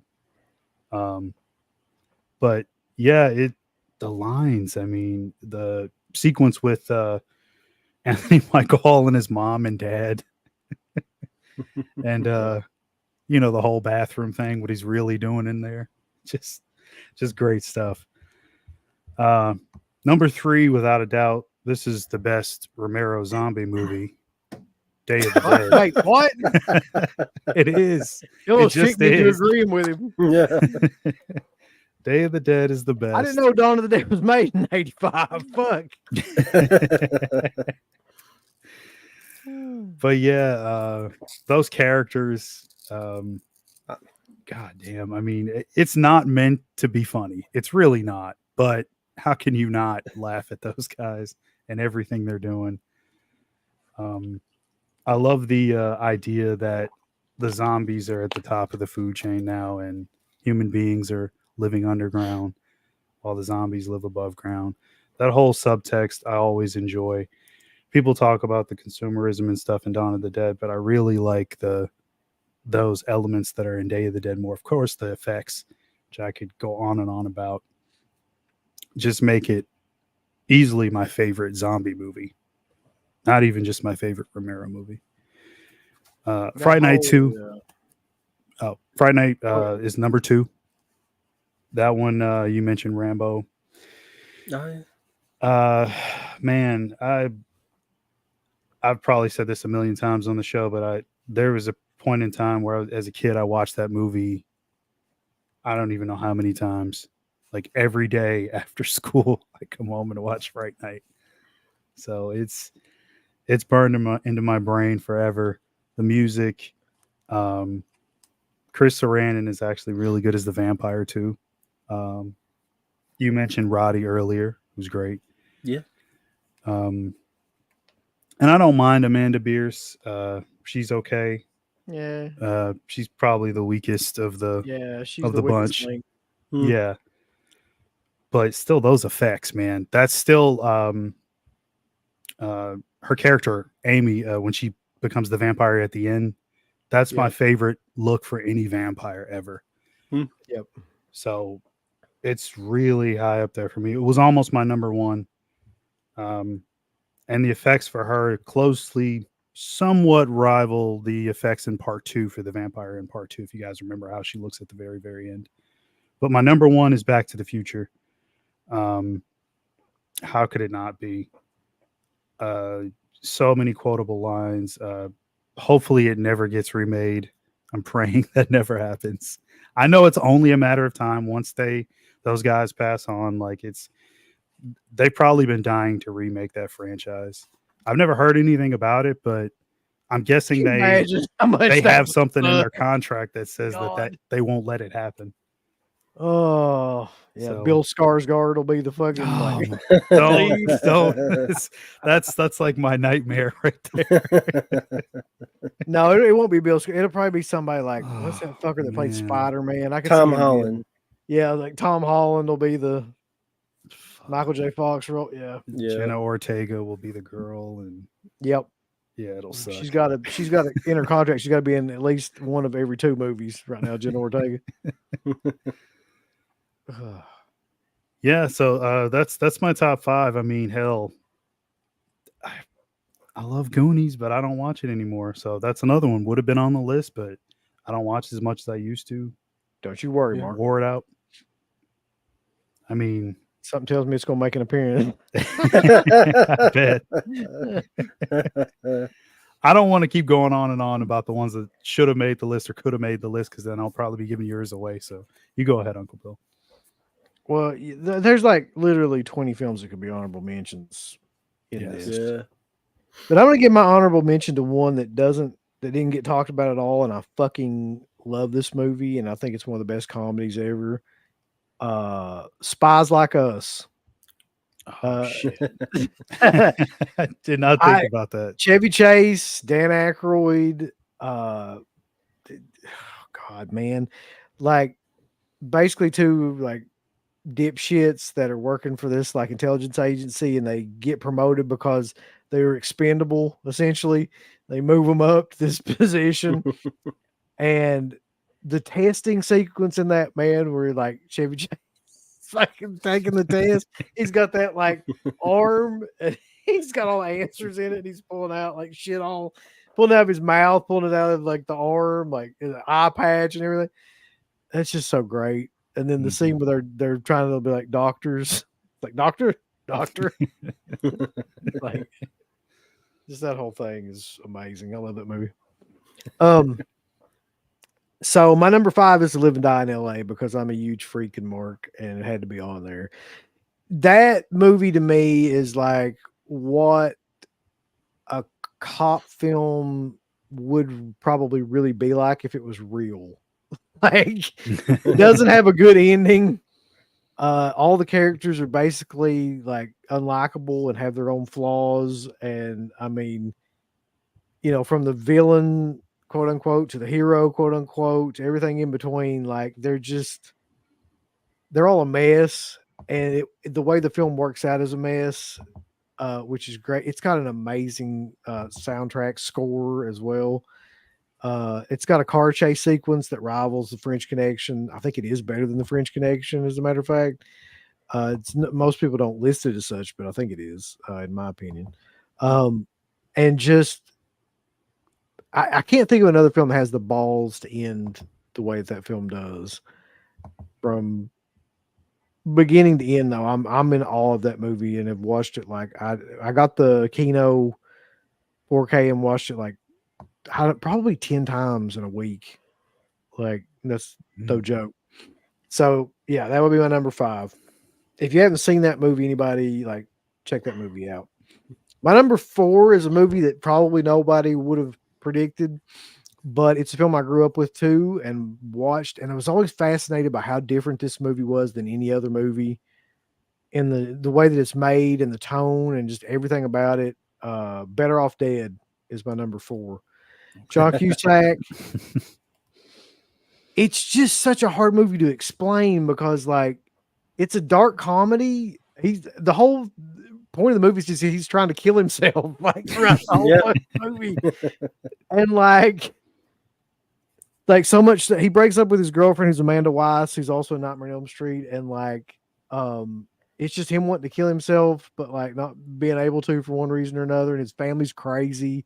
His mother is amazing, played by Kim Darby, I think, and she's making all Yes, this yes. shit. Like she makes all these meals and stuff, and like they're just kind of sitting there and they'll crawl off the table, and like I can't explain it and do it justice, but like there's a race sequences in it with a couple of Asian guys that are one of them is trying to be Howard Cosell. Howard Cosell, yeah. Like Yeah. the humor in it is so insane that it's Yeah, really impossible to. The paper boy, I want my $2. $2. He's chasing him down the hill at the end, like they're like Yeah. the ski sequence and everything. Yeah. Dude, my $2. Even that there's a horror scene where all the paper boys come out to chase Yeah, him. yeah. He's always That's breaking the windows of the garage, like with the fucking papers. Like all 5 of the windows are broken. Just I don't know. It's just a classic movie. That's another movie I could watch anytime that it comes on. Love that one. My number 3 is Friday 5. Because it is like fuck you if you don't like it. I don't know what to tell you. Like I don't understand how the fuck anybody couldn't like that movie, really. Like it's the most fun of all the Friday the 13th movies by a mile. And by a mile, it has the best characters of all the Friday the 13th movies, too. Like it's got Violet, it's got Joey, it's got Demon, Debbie it's Sue got Ethel, Voorhees. it's got everybody in that movie is memorable for some reason or another. I mean, is it goofy? Yeah, but I mean, you definitely like have a good time when you watch that movie. Like you can't help but to have a good time. And everything that Ethel says in that movie is great, and Yeah. it's still quotable to this day. I got a bomb on me. Like, what? Like, where does that even come from? My final words. So Friday 5 will always be, yeah, it'll always be my favorite. My number 2 is Back to the Future for all the reasons that Mark talked about. And of course, that would leave one movie that has to be my number 1. If you I was 5 or 6 years old when this movie came out. So if you grew up at this time period, then you say you didn't fucking like this movie, you're a fucking liar. Everybody that I knew liked this movie, and they had the damn board game and the video game and everything else. So don't sit there and give me any fucking bullshit. The Goonies is my number 1, and it always will be. Okay. Kids suck. And Ramsey. Yeah. It's wet, ain't it? Drink it. This is supposed to be water? Oh God. Yeah, the Fratellis. The idea of like a kid adventure group or whatever. I mean, it's the Yeah. perfect setup. Robert Davi, yeah. Yeah. That's great. So that's mine for 1985. And been a lot of different. I'm glad that all of ours were different mostly too. Like they were pretty varied in that too. So let's see what other people have got. Back to the Future, Color Purple, Silverado. I didn't think about. Lost in America, Cocoon. After Hours is great. Scorsese. Mm-hmm. Fletch is great too.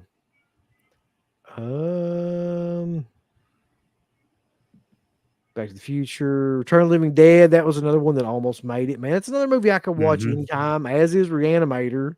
Yeah, as is Commando. I got all those on the list. I just it's so hard to do the top 5. Like 85 is just packed full of movies, man. Like this is just a small idea of the movies that are in 85. Breakfast Club, House, Pee-wee's Big Adventure, any one of those. Clue, I love Clue. Yeah. Explorers. Explorers I like until the end. The end is shit. Yeah. But the rest of the movie I like. Well, Neopunk put Better Off Dead as his first, so that's Wow. unusual. Breakfast Club, Very nice. Back to the Future, Rocky 4, That's a solid list, Neopunk. Silver Bullet, Death Wish 3, Living Out in LA, Rocky 4, Spies Like Us. There we go.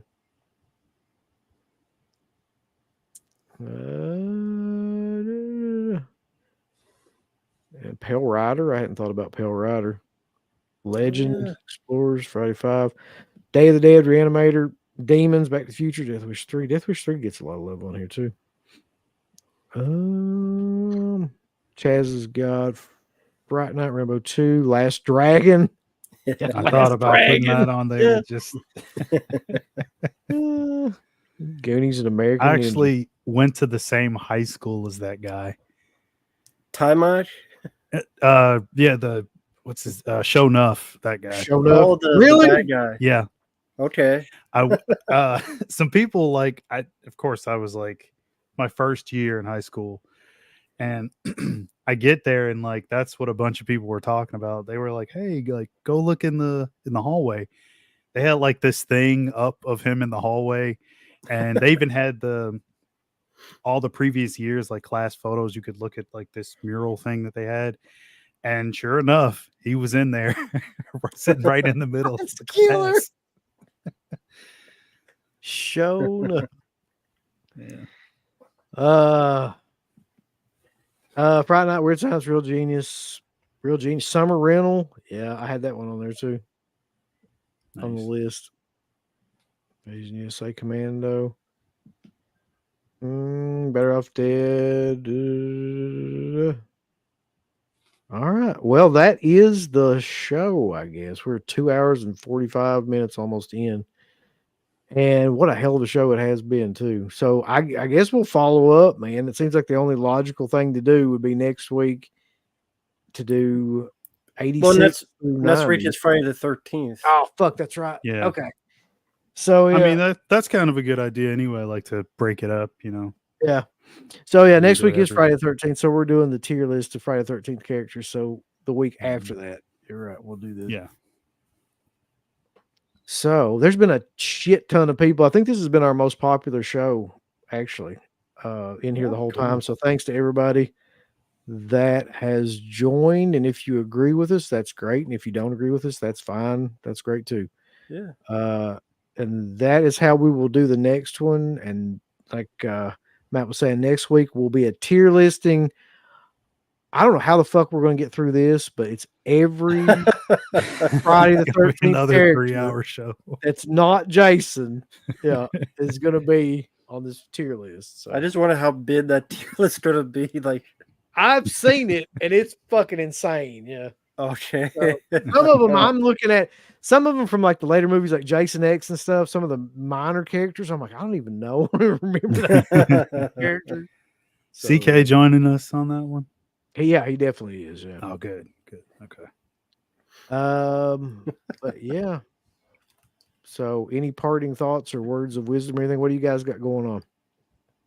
Start with you, Matt. Me. Let's see. Pretty much just fulfill more requests. Gonna be looking into quite a bit more movies, whether it be some fan films, the movie called Frontiers. Oh yeah. Let's see. Just a lot more requests coming. Lawn Lage was requested, so I'll be checking that out sometime. Nice. Thankfully, no Beetlejuice 2, so I'm saved for that. I more don't think you'll requests. be for long. Yeah. It's coming. Yeah.